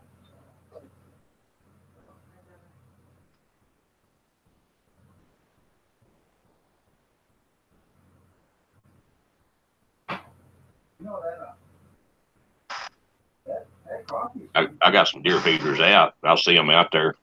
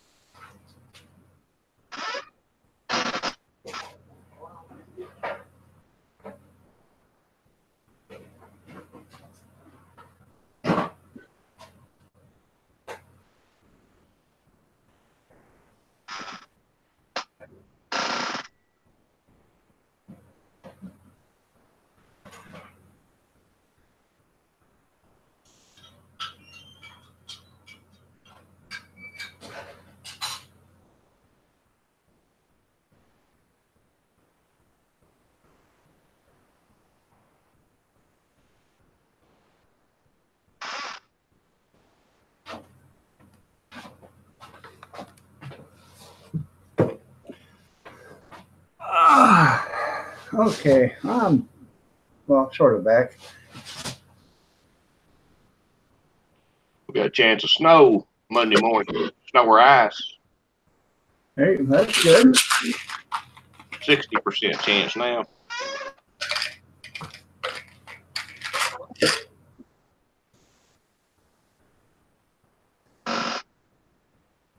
Might have to get a snow blower.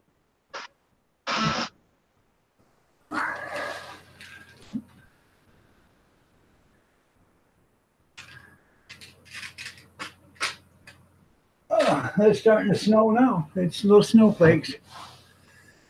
So I got a bad headache for some reason. So, anyways, the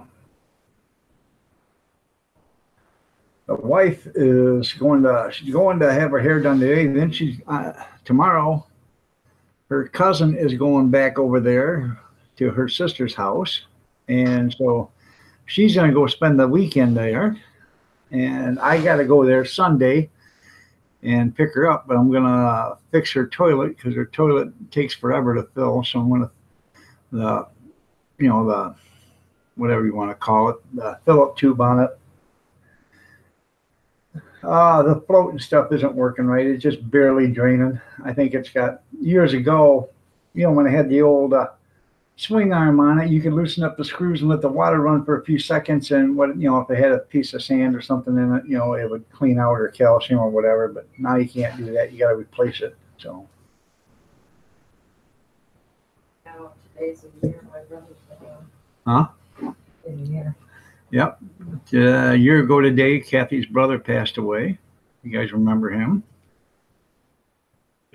So.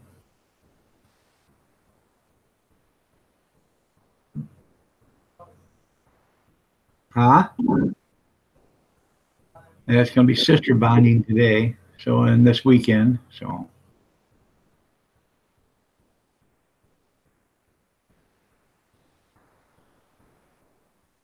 And I'm going to do some candy this weekend. She's not going to be here, and it's going to be no kids.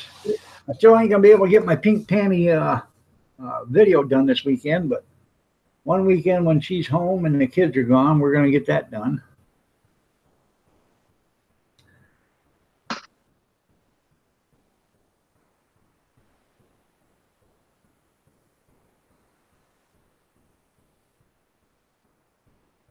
Tell you something else I wish I had. I never have had is one of them Aladdin kerosene lamps. I had the old railroad lamps, the old lanterns. So those are pretty good. What? So Tammy, hello. Hi, Tammy. You're looking lovely as ever. Did you send it there, Johnny? Yep, there we go.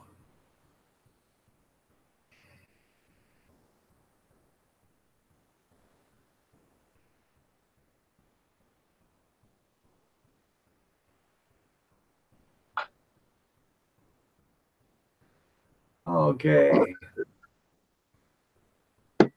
Johnny wants me to show you the suit he got.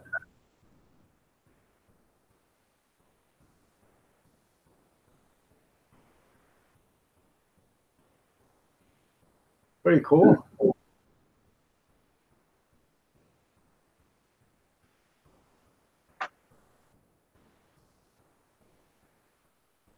Was it a firefighter suit? I don't know. Gore-Tex. Race car suit. I think that's what it is.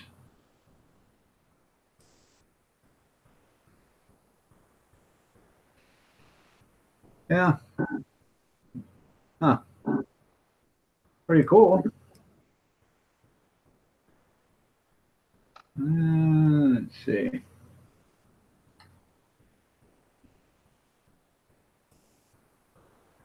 Let me get back in here and see what else he got.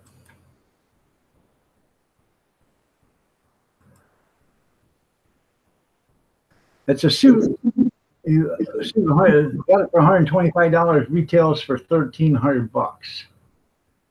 Dang. That's pretty cool.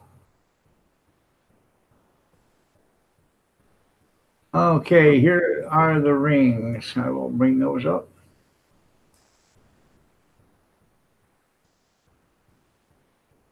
They're pretty.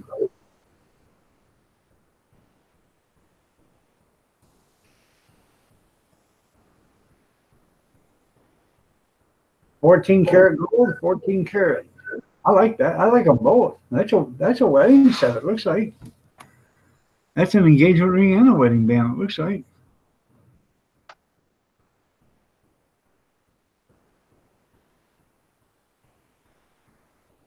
That was a pretty good buy. What size are they here, Johnny?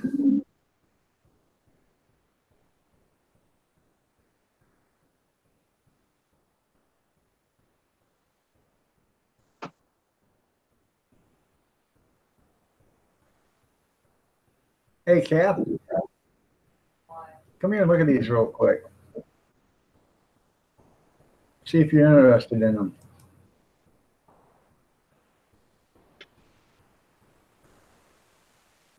The wedding rings. Come look at them. They can't see you. Johnny Franco's got them up on eBay or something right now. They can't see the cameras out. Just gotta find out what size they are. 14 karat gold. How much? I don't know, we gotta ask them. They're pretty. They are pretty, ain't they?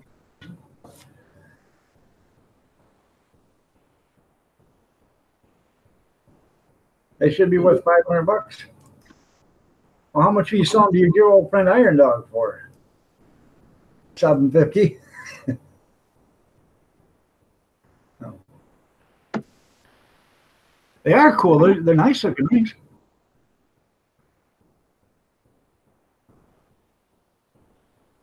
If you really want them, he'd probably take $4.99 for them. Yeah.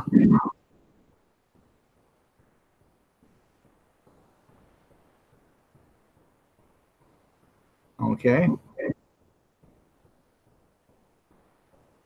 The gold was appraised for $75 in penny weight.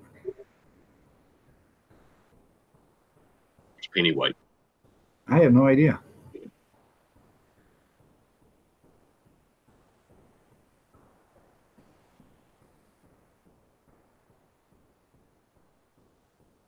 I have no idea what he's talking about.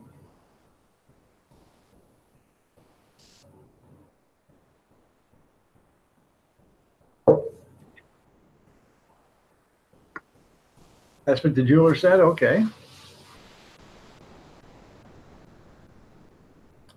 What size ring do you wear, Kathy? Said the hands are swollen, so it's probably an 8. So So that'd be 75 pennies. I don't know.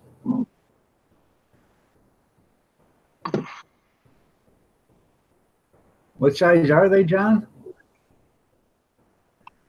I used to have a ring sizer here. I don't have it. I probably do. It's just I don't know where it's at right now. Then with all that Avon stuff. I never have worn a ring or a wristwatch. Can't stand them.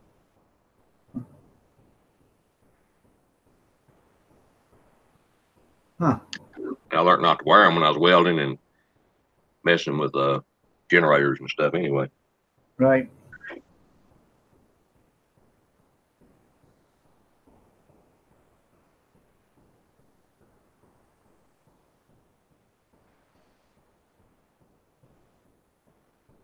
I got a wedding band, but I never wear it.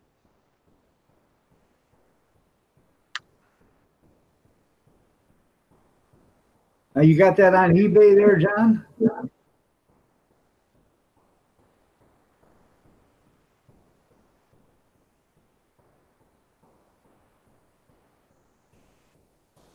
It does look nice, though. They are pretty rings. Okay. Yeah, they're not Cracker Jack rings. No, they're not.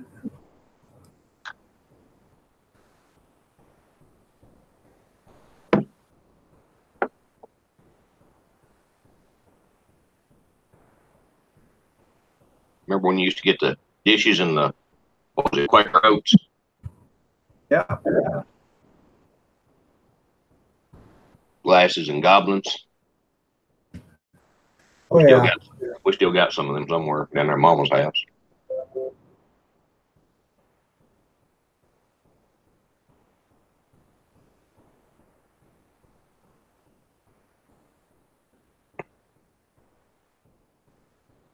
Huh. Them old S&H green stamp trinkets.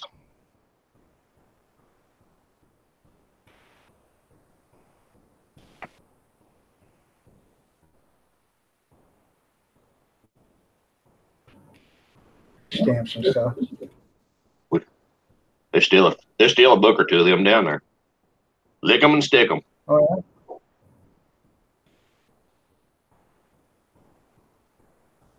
You get some pretty good stuff, but it took gobs of green stamps. Oh, yeah. Lots of them.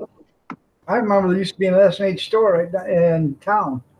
I remember going with my grandma. She'd have books and books and books of them. She'd have a whole grocery sack full of books she'd save up just to get a toaster. Yep. You know. Probably spent $10,000 worth of stuff to get that toaster, but you got a free toaster. I thought to myself, and I was just a kid back then, well, why don't you just open up a bank account and you get a free toaster there? You know? Remember when they used to do that, Junkyard? Yeah, someone get you even a free TV about that big. Yeah. And how about a gas station giveaway? There you go. That'd be nice.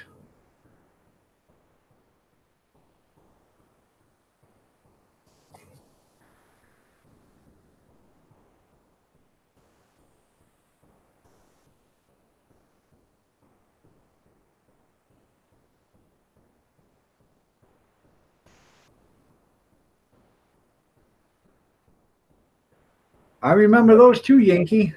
Used to have Sylvester, Tweety, Foghorn and Leghorn, Tom and Jerry, all of them used to be on there. Wile E. Coyote, the Roadrunner. Want to say that meat grinder? Not particularly there, Caroline. I actually want to keep that. That was a good deal. If I find another one though, and I can find another one cheap enough, I'll pick it up and then make a deal with you on it. So yeah, the 6 Flintstone ones, that's pretty cool.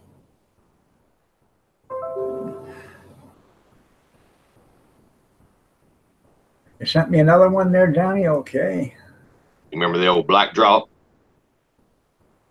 The old what? Black dropped. That a tonic you drank, black drop. No. And then the Geritol.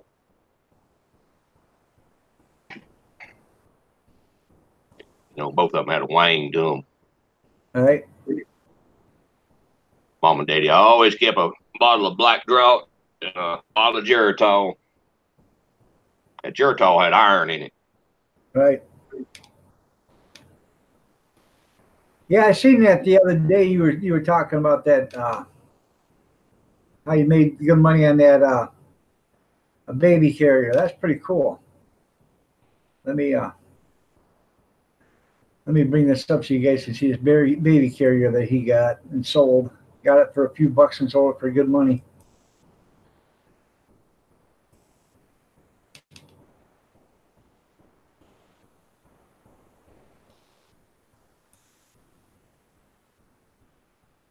Oh, why is it turning sideways?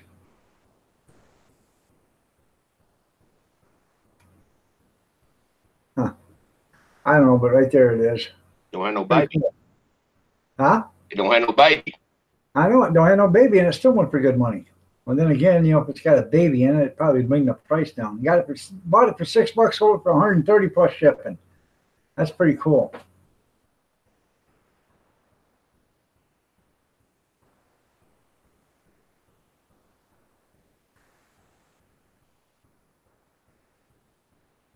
Papoose carrier. I think I'm going to start getting on eBay. I've got stuff on Marketplace, but I think I'm going to start getting on eBay or give me an account open up on eBay and start selling on there because I always buy on eBay, but I don't ever sell. I ain't sold nothing on there in years.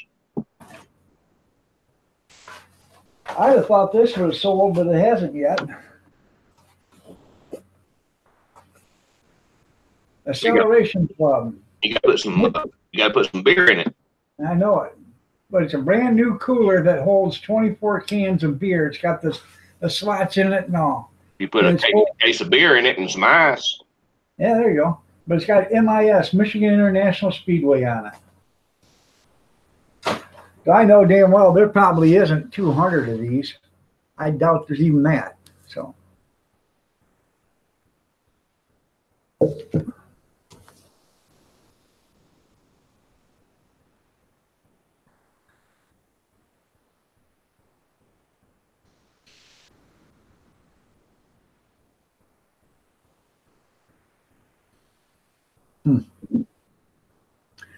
But if I do, Caroline, if I do see another one, and I can pick it up cheap, I'll pick it up and I'll work a deal out with you. If you want it, you want it. If you don't, I'll just sell it then. So, but that was a tremendous deal for what I paid for it. So I couldn't believe I got it that cheap.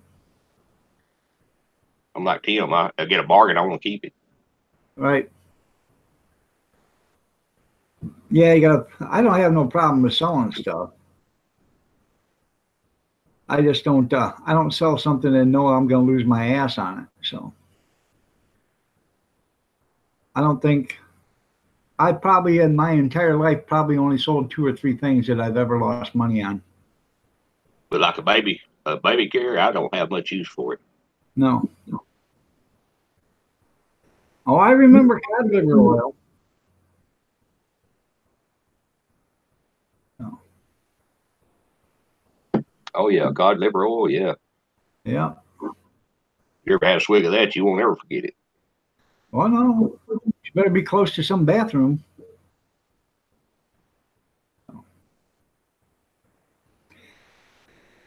I can't remember the. That's when it cures you so easy. I think it was Jerry Clowler that did it.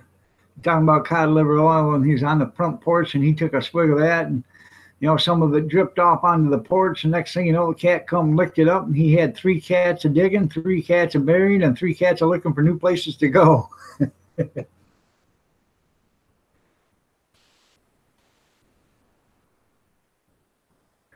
Yeah, that was funny. Too bad you can't find somebody else that acts like that anymore. Jerry Clowler was a hell of a nice guy. If you guys don't know who he was religious, but he was a stand-up comedian. An old country boy. Where was he from? Mississippi or somewhere down in there, wasn't he? Yeah, Mississippi and Missouri. Marcel Ledbetter.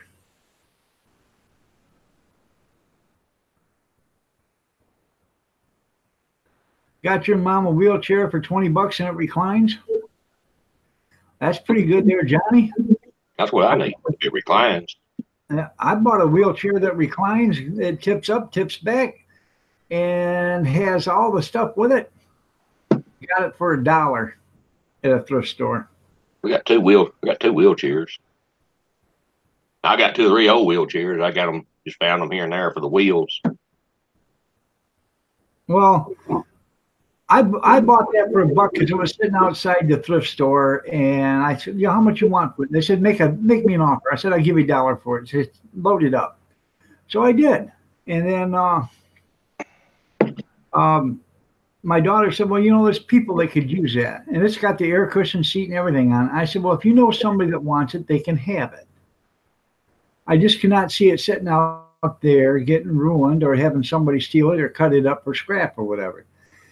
And I've had it for about 4 months and ain't nobody wanted it yet. So I'm thinking, I measured it all out. I am going to take everything off of it.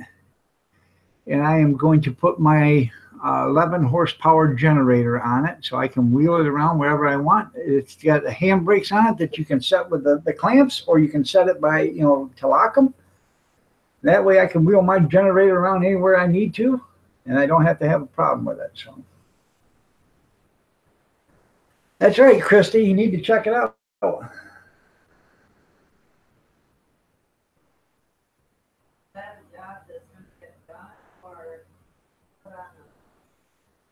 Gonna get put on the list.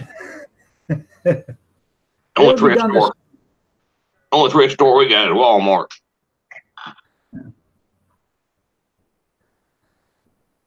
No, I'm gonna do it this summer. I didn't, I kept it all summer. I bought it probably in July or whatever. Nobody wants it. So this summer, this spring, when it gets warmer, I'm going to take it all apart, and I'll have my son help me lift the generator on it, put it on there, and I'll mount some, bolt it together so it doesn't go anywhere. So, yeah, you only go when it's 50% off. I try to buy everything when it's 50% off. So. Unless it's a really good deal like that meat grinder, $4. I can't complain on that. I'd give $10 for it, but you should try to Jewel.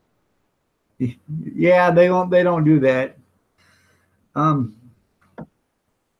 other night I seen they had a rival double basket electric deep fryer, brand new, and it had an $8 tag on it. And I don't like using my debit card, so I didn't have enough cash on me. So I figured I'd just go back tomorrow morning. Well, I went back yesterday morning and it was gone. So I should have just used my debit card and bought it. But no. They do, they go, yeah, they're expensive. So but I have one right now, but they have a rival round. It's about this big around. It's probably 22, 24 inches across. It's a crock pot. It's got 3 little crock pots, and in between the crock pots, it's got a little bowl, a triangle bowl about this big, that you can put your serving utensils in, like your spoon or your tongs or whatever. And it's got 3 1-quart crock pot, and they want $10 for it.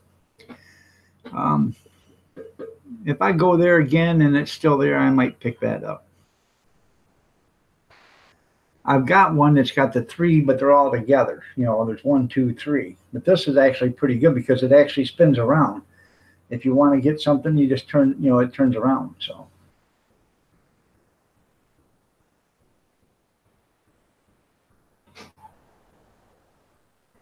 Yep, that's right there, Yankee. Paul Kettle. I used to love watching Mom and Paul Kettle and all 1920 kids of theirs, you know.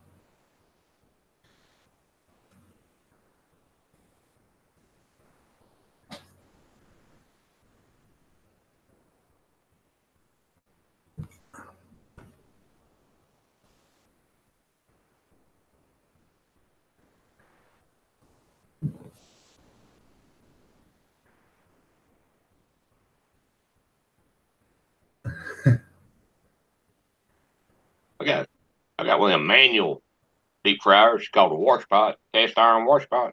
There you go. All right, Yankee. Anyways, I have a deep fryer, but it's only a single basket. And I thought, you know, this would be pretty cool. And I should have just used my debit card and bought it. But they had the two baskets, you know, so you could fry, you know, French fries and chicken in it or whatever you wanted to do at the same time. I remember Mama heating water in backyard and that old Whirlpool Ringer washer out there in the barn. It's like a Maytag, but it's round. Right. And I remember heating that water up, and she dip it out, put it in that washing machine. Had a gasoline motor on it. Yep. Little kick start.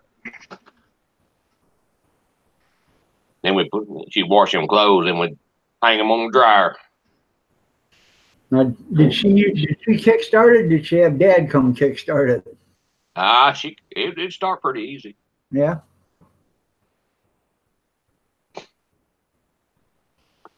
Then we'd hang them out on the, you know, the dryer, the clothesline. You talk about a clothesline. Should you tell somebody any more about a clothesline, they wouldn't even know what you're talking about. I think that's nature's fabric softener right there, man. Oh, that stuff smells good off a clothesline. It depends on where you're at. You're in Detroit, I don't think it smells too great. Or the streets of San Francisco. Yeah, they smell fresh. Did you see in San Francisco so far the year to date? So far since January 1st, they've had 1,300 complaints of people defecating and urinating on the sidewalk. 13,000 complaints. That's in the city of San Francisco. Of people defecating and urinating on the sidewalk. Sounds like one big toilet. That's all it is. Thanks, Nasty Pelosi. The prison used to have clotheslines between in the old brick building there is built, you know, like a, you know, it's got wings coming off of it, and in between them wings, they had clotheslines. Oh yeah, I bet it caught a lot of air too going through there. Up until about in the 90s, they took them out. Them guys used to, they'd wash clothes in a 5-gallon bucket, and they'd go out there and hang them on that clothesline. Right.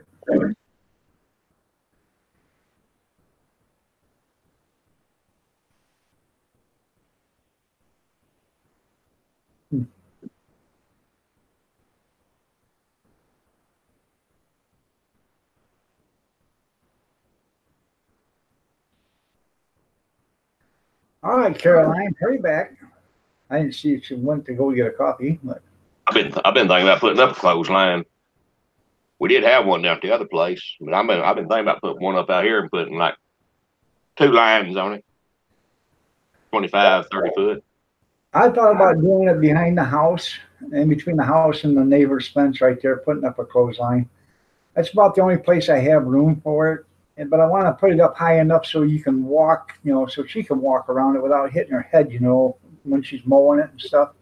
We've got a line up high there in the bathtub, and a lot of times she'll wash a shirt or something and hang them up there and let them drip into the tub. Right. And just let them sit there all night, Oh, yeah. And they'll be dry the next morning. Nothing else. You get one of them little portable fans that you can tilt and just point it at it and let it dry right like that. Yeah, I got one of those little fans. It's got a shelf in there, and you can kind of turn it toward it. The other day, I was at the thrift store. I got to bring it in and do a thing on it because I haven't checked it out yet. But I got a little air conditioner. And what it is a fan that you fill up with cold water, and it's got a wicking process in it, and it blows against it. Well, it's got 3 speeds on it, and then it also acts as a nightlight, but it plugs into your USB cord or USB in your computer, or you can plug it in, using a charger, phone charger, and plug it in that way. I could sell that in a heartbeat at the prison. Yeah. But it's not air conditioned. It gets hotter than hell in there. Oh, yeah. Them guys will go get ice out of the ice machine, and they'll set their fan behind it and let it blow across that ice. Yeah. And sweat like a dog. I think these things sold for like $19 or $20 or $19.99 or something like that on TV. So they're pretty cool. I gotta bring it in and do a review on it. I want to get me one of them little old fans that clips onto the bib of my cap. There you go, and blows at you. Mm-hmm. Tell you what, man, my skin is so dry on my legs; it just itches all the time. And I put moisturizer and stuff on them, but my skin is really thin on my legs from years of being a diabetic and stuff. It just bothers me. No, they don't punish them, Tim. They rehabilitate them. Yeah.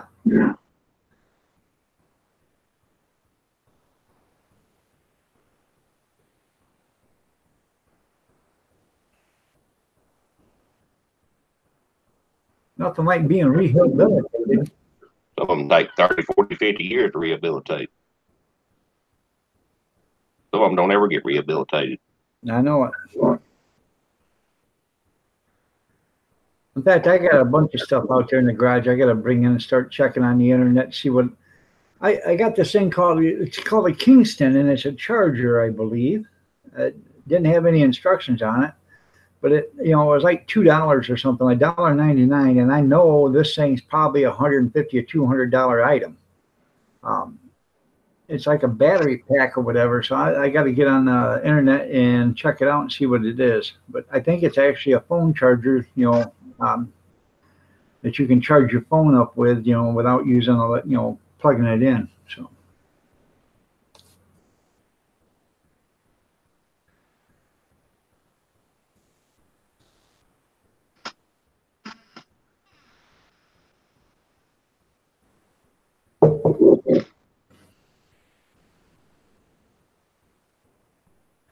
Anybody know where you can buy helium, man? What? Helium. Helium? Yeah. Yeah, at the welding shop.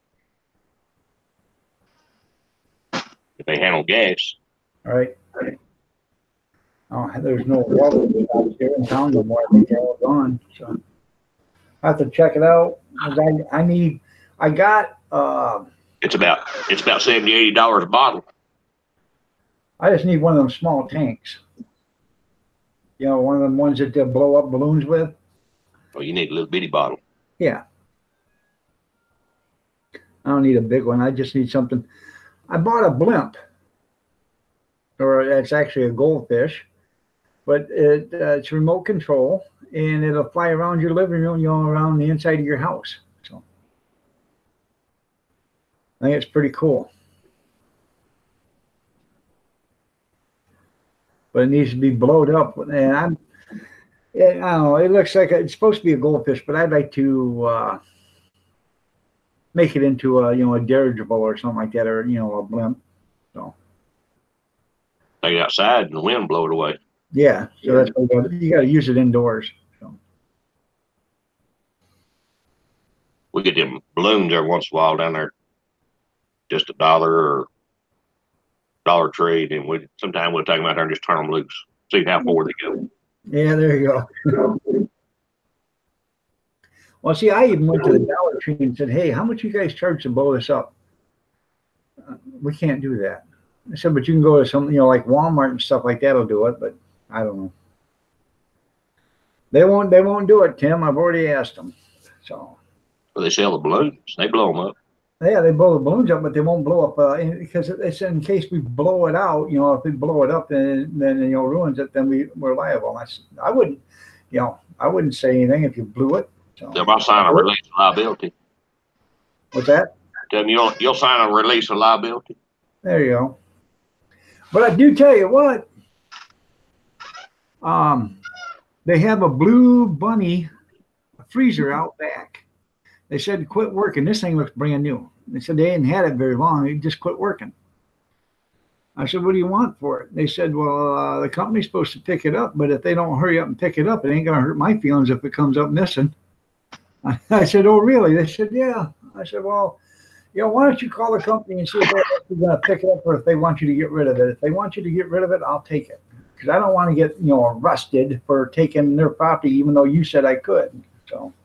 They caught 2 people dumpster diving over in Ardmore the other day behind a cosmetic store. They was getting these cosmetics, they throw it away. Right. I mean, big, nice. That one guy said he said he just come out of there with $200 worth, and he said they ain't no telling how many dollars worth they got. Huh. But they got a city ordinance that's against the law to dumpster dive. Right. But anyway, the cops caught them and gave them a good. They didn't arrest them. They said, so they gave them a good talking to. Huh. Actually, the reason why they make it against the law to dumpster dive is because they don't want people getting sick from the stuff that they take, or like that. And they could be contaminated for one thing, and that's why. But then again, they don't want them in the dumpster in case the guy comes to dump the dumpster, because that has happened. Yeah, they said they had a hard time getting them out of the dumpster. They didn't want to come out. Yeah. I don't know why they'd be throwing away. I mean, did cosmetics expire? Well, I think it does because the chemical balance inside the the makeup and stuff. But I don't know if it's that or if the product line was discontinued or something like that. Like the name of that place was like Utica. Utica. I don't know. I guess it's just a private store, I guess. I don't know. I never thought of it. I have to take it there. So. Yeah, flower shops. Yeah. Yeah, I don't want to buy a tank of that helium. But then again, if I do buy a tank of it, I have it. So I don't know how long that'll last. If it'll leak out or whatever. But it blew up a bunch of balloons. Right. So. I've got some little bitty bottles for my little portable cutting torch, like the refrigeration guys use. Right. I've got, I don't know, 2 or 3 of them little oxygen bottles and those little settling bottles. My son had a torch like that, and then his wife left him. And when she left him, it was in the back of the car, the back of the van, and she sold it. So. Yeah, they're $300 or $400. Yeah, she got $20 for it. Yeah. They're handy. I mean, you want to go down and cut a little piece of metal, you can just grab it and go. Especially if it's got the plastic carrying case, in it. So. Yeah, I got a plastic carrying case, and I got one that's got the metal with the little wheels on it. Right. But I use the plastic one. Oh, gorgeous. Yeah. It's just like picking up a little toolbox, more or less. Right. And I got a little small cutting torch on it. Huh. A Uniweld, I think. Little bitty thing. It's handy if you don't cut a lock off. Right. Cut.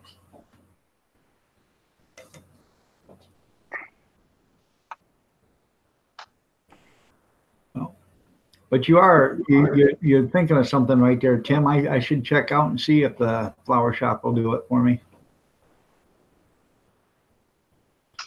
This is I just thought it was cool, you know. Never seen anything like that. And I figured that was pretty neat. So I'll bring that in. I got it sitting out there in the garage. I'll bring it in. I even bought an outside shower. That you know, it's a stake you put in the ground. It's got a shower head on it. You use a garden hose for it. You know, the kids, I put out, you know, a heavy tarp out there and let that run on, you know, and let that shower head run on it. I bet the kids would love that. The grandkids, you know, running on that tarp and sliding and stuff. I think that'd be pretty cool. Did you a Goodyear blimp? Yep. Yeah, make it the Hindenburg. There you go. When I was taking welding in Votech, you know, they had all them little welding cubicles. Uh-huh. And we'd go over and buy some package of them balloons, and we'd take cutting torch and fill them up with acetylene and oxygen, tie them off. We'd float it over the top. Some of them guys, that, you know, they'd never been off concrete, and we'd flip it over in the next cubicle where they's welding. That thing would pop like a shotgun. Well, they flip that hood up and look around like, what in the world? What we used to do on the guys would be in there welding inside the boxes, you know, and they'd have they'd either have the cutting torches in there and they'd have the welders in there, you know, and they're welding away and, you know, walk over with a sledgehammer and just wham, hit the truck, you know, and you'd be surprised how fast stuff quits working right then and there. I used to weld in some of the, you know, those big, they call them vessels, you know, 100,000 gallon on the ground. Right. We'd have to go in there and cut them columns out and redo them. And, you know, you could drop a needle in there and it sounds like a hammer, you know. I mean, it's loud. Rings your ears. Yeah, somebody come on the outside and just hit it, you know, just for the hell of it. Take a wrench and pow. We was kids. We used to go to they were building new silos at the mill. And I didn't know this at the time, but what we do is we go over there and open up the door and throw in a pack of firecrackers and then slam the door shut. Do you know what a silo sounds like when it's got 30 firecrackers going off at one time? My daddy used to do that. He'd buy them the smallest package of firecrackers that make. Yeah. He'd light it and throw it down there by the cat. The cat would jump about 5 foot in the air. There you go. Straight up. An old man told me one time, he said, you know, you should never have done that in the silo. And I said, why is that? Because these are concrete. He said, that could actually, the vibration and the concussion of the firecrackers going off could actually crack the silo and brought it down. I never thought about it, but, you know, you're right. So. They wouldn't be much of a silo. Well, you know, you're talking a lot of by the time that noise reverberates all the way clear up to the top, that would be a pretty big bang, I would think. Yeah, I got 2 silos. They're about 2 miles from me. There's an old man. He built them, I guess, back in the 70s. They're about 100 foot tall. They're like, we call them Twin Peaks. All right. They're like a couple of dollies over, you know, around on top. I don't know. He there for a few years. He cut silage and put it in there. He tried to do everything. He had one of them big bales where the bale stacker. You know, they just make big. It wouldn't tie them. They just make big square bales of stacked hay. He couldn't figure out. He didn't have no machinery to move it, so he did that for 1 year and he sold that rig. Huh.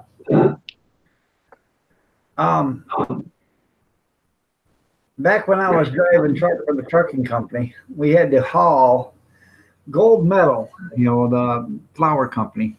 one of their silos caught on fire. And there was, let's see, 7 silos altogether.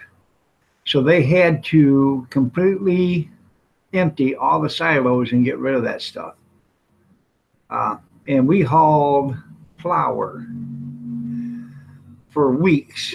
What they do is they'd load it up on your truck, and then they had a fire department there, and they would spray the hose on your top of on the top of your load, and that would wet down the first 6 or 7 inches on the top. Then you could tarp it, and you only had to drive like 4 miles to the dump, and then you had to go dump it. That way it wouldn't blow all over the place. Because, you know, if it was just powder, by the time you got to the dump, you wouldn't have nothing. You know, it'd be empty. So. You said full of flour? Flour, yep. That cost them a bundle to get out of there, didn't it? Oh, yeah. Yeah, we hauled it out for weeks, and there was probably 30 trucks every day hauling. I don't know. I probably did 10, 12 loads every day. I made a bunch of bread. Oh, yeah. I'm not talking, you know, triaxle. I'm talking doubles, you know. We cleaned out the bottom of a little silo. I mean, one of those little metal silos, you know, the little short one. We cleaned out the bottom of it one time with wheat. And, you know, we scooped it out of there by hand, and we thought we never was going to get that out of there. Right? Kevin can't hear us. The jukebox is playing too high. You got that 3 olive breakfast going on right now. Oh, he's drinking breakfast, ain't he? Yeah. I had me a Bloody Mary the other day. She made goulash, and there was some tomato juice left over, so I had me a Bloody Mary. Virgin Bloody Mary. I can't go with them. What, a virgin one? Yeah, the Bloody Marys. That's not bad. I can't get by the thought. You buy the what? I can't get by the thought. Oh, the pot. Yeah, it's pretty good stuff, actually. I put olives in mine, olive juice, celery salt, horseradish, a shot of hot sauce, a little bit of Worcestershire sauce, and tomato juice. And martinis and Tom. I love Tom Collins and Yep. and those frozen strawberry daiquiris. Now I love those. Well, yeah, Bloody Mary is tomato juice and vodka, but a good Bloody Mary has a bunch of stuff in it. It'll have Worcestershire sauce. It'll have horseradish, celery, salt or celery stick, dill pickle or something like in that range, and olives or olive juice. It has a bunch of stuff in it. And a good whiskey and Coke ain't bad either. Nope. Is your camera on? No, your camera's not on.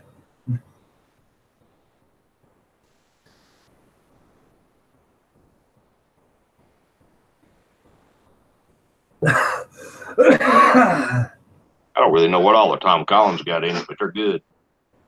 I don't either. Never had one. I did have a martini once, shaken, not stirred. They ain't bad.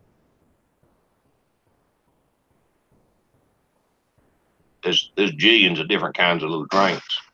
Oh, yeah. That's another thing that's on the to-do list is I want to make a bar out of pallet wood this year. Of course, Cortez would probably know all about that. Probably. Maybe. Right? Did you happen to see that maple syrup video that I put out there the other day? No, I haven't seen it. I went to a friend of mine has a syrup shack. You know, it was dark, you can't see it. So that I seen this light, and he said in a couple of weeks he's going to boil some more down. So I found this light, you know, that I showed you. I'm going to take that with me because he doesn't have any electricity in his building. All he has is oil lamps and kerosene lamps. So I'm going to take that with me. So next time I do a video, I can do a better video and see it. So I used to get a syrup mill over here on Highway 70 going to Durant. Oh, one of them old, got the rollers, and they made syrup there. Right. Daddy used to raise sugar cane. You get you a chunk of that sugar cane, cut it off, boy, it's sweet. Oh yeah.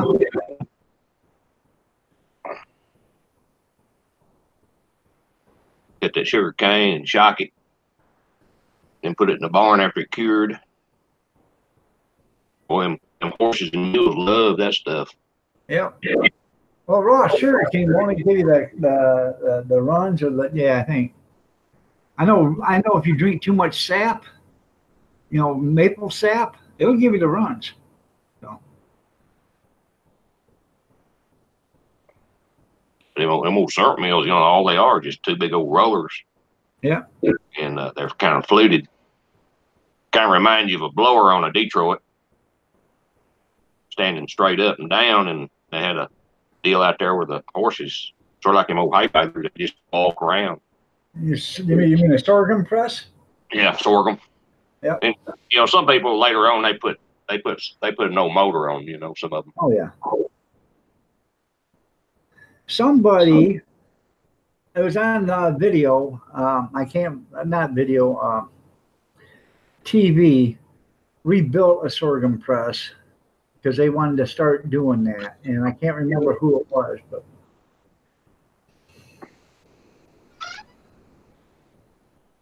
I've got one of them old John Deere hay balers out here. The old plunger head. Yep. Belt driven. It's a John Deere. I remember baling hay with it myself. Right here on this place where this house is. Back in the early 60s.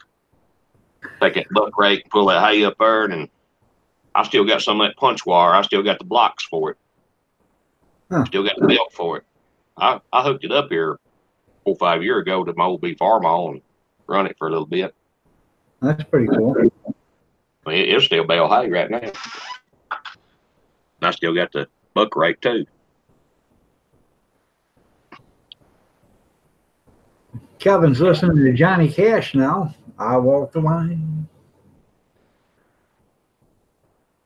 I got two of them old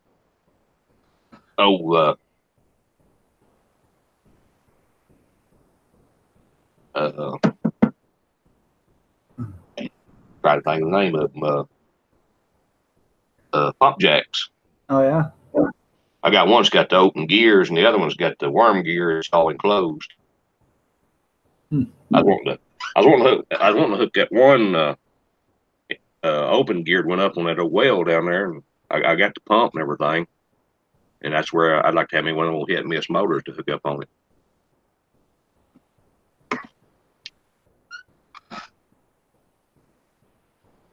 That probably could have been who I seen it doing it there, Grizz. I thought it was on a TV show, but I seen them rebuilding the sorghum press. All right, Kevin, you have a great one, man. Thanks for coming back. I hope you enjoyed your breakfast. I hope you enjoyed the country music you was listening to. Now get off the bar stool and go to work. Where he does his best work. That's right. Makes contacts there. Well, I guess Cohen is going to testify today in closed session with the Senate. Yeah. But it's going to be the same old stuff he did yesterday. Yeah, I know. They did it the day before, too, in the other place. In the House. Yep. You see the little gun bill they passed yesterday in the House? Trying to get everybody to, if you transfer a gun, you got to go get it, got to go through we call it, where they check you out. Oh, okay. The vetting process? Yeah, like when you go down to the pawn shop and buy a gun, it passed the House yesterday. Of course, that's as far as it's going to go, but. Right. Well, I don't know. They got them communist bastards the other day that voted with them in the House. Yeah, there's 6 of those. In the Senate, I mean. Yeah, there's Did Did you see all the ones running for president on the Democratic side that voted to not save a baby if it was a botched abortion? Yeah. Yeah. But it has to have self-serious one. Huh? No, if the baby was having, if the woman was having an abortion and the baby lived, they voted on a bill not to save, not to offer help to the baby. And that's something. So now, what's that mean with old people too? Hey, we're not going to save you now. Goodbye. Oh, you fell down, broke your leg. Boom! You're disposable. I don't think you understand. Huh? No, if you don't, yeah. The bill. I don't have time to mess with you. The bill is if a woman has an abortion and the baby lived, they're not going to offer that baby any help, no medical attention.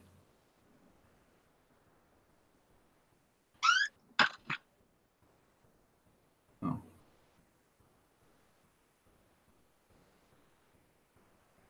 They're right. You should go to jail. I don't know, man. I posted something in Facebook yesterday. I said, if it was a sin 100 years ago, it's still a sin today. Just because times change doesn't mean sins do.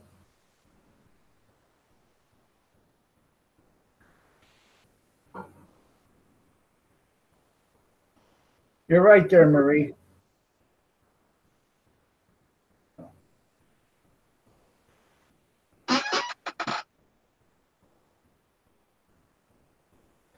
It's terrible the way things are going. And all these young kids think everything's going to be free, but they don't understand who's got to pay for it. Oh, yeah, let's get free college, free this, free that. Now your taxes are going to go up 60, 70%. So. But they don't care because it's free to them, so they'd rather pay, instead of paying $55,000 a year for their college insurance, college tuition, they only have to pay $5,000. But everybody else has to kick in the rest of the money to pay for it.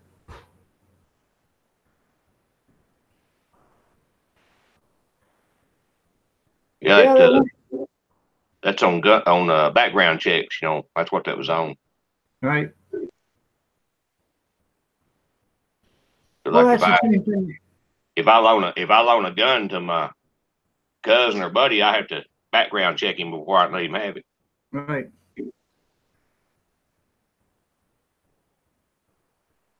They have no legal choice, Marie. If they help, they can go to jail. Then again, Grizz, that's the way with it everywhere. Most people will not operate on you if you're smoking. They want you to quit.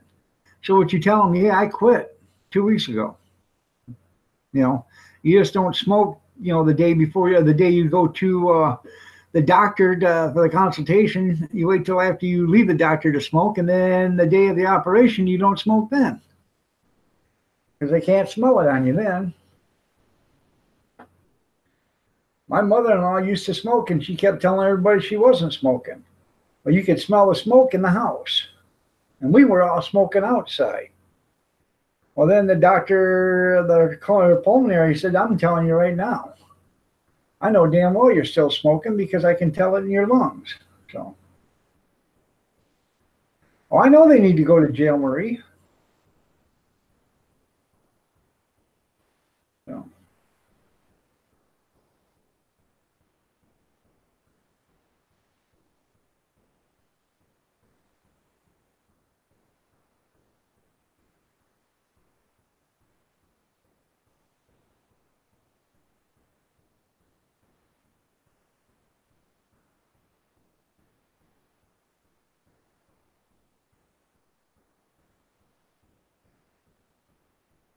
Hell, I don't know. It's a lot different than it was 10 years ago. Thank you, Obama, for screwing the world over. So.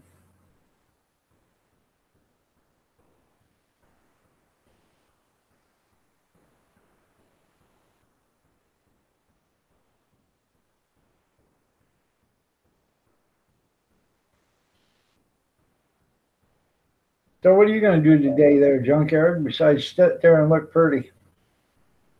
I don't think I'm gonna do anything today. Cold out? Cold out.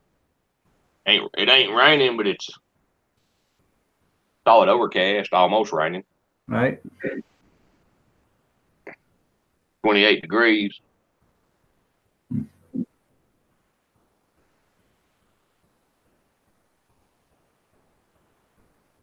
So I'll probably keep this chair warm. There you go. Yep. Went all the way there. Huh? Made her look like a fool. Security guard says, "You're here for what?" And she said, "Orientation." I said, "There's no orientation today." Yeah, she got called express. She made a trip for nothing. Huh.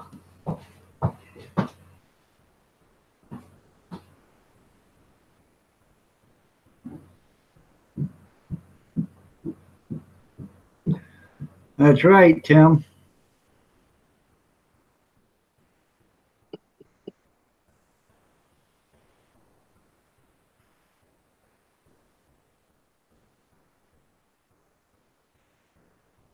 You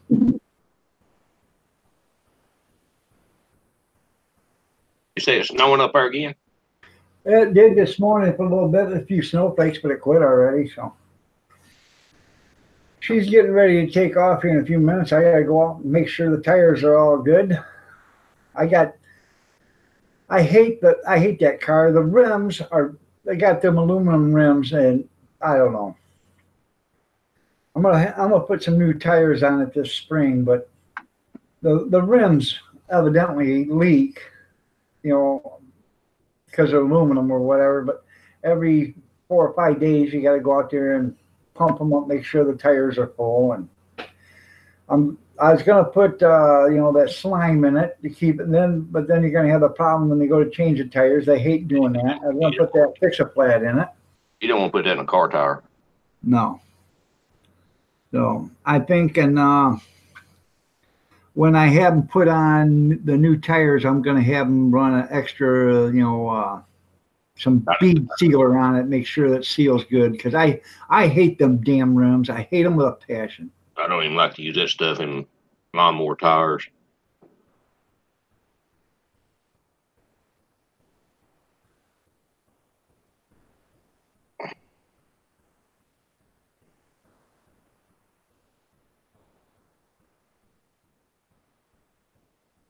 Huh. Well, you're probably correct there, Grizz, but that ain't the way the system works. But if it wasn't for me, I damn near thought about putting just tubes in all of them, and then that way you save the problems with the rims. But I don't know. You'd have thought, as much money as they spent into research and development, they'd have made a better rim. Must be porous. Huh? Them rims must be kind of porous. I don't know what it is, but I know they leak.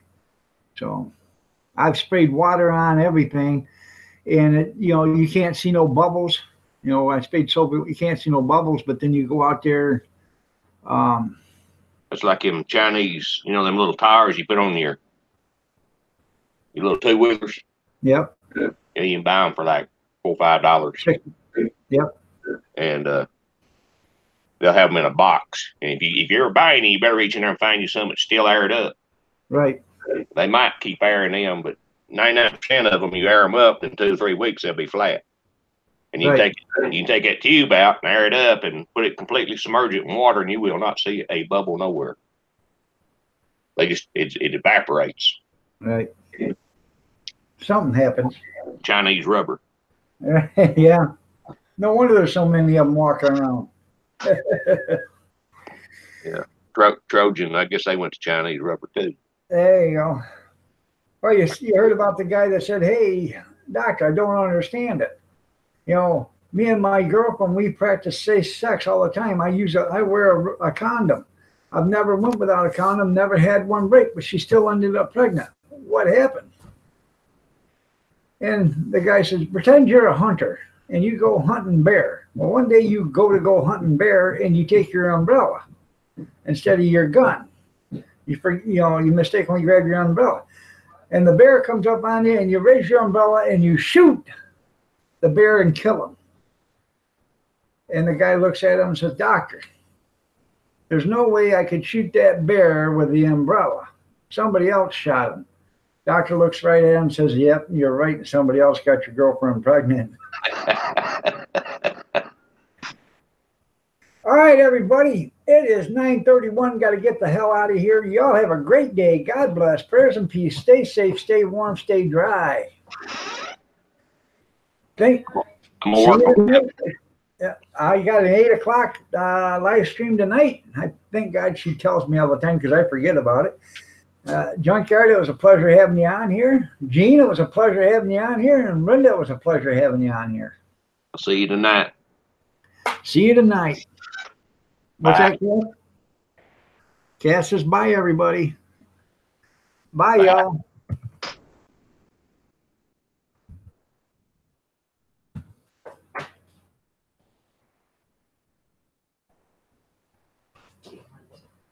I'm fucking late.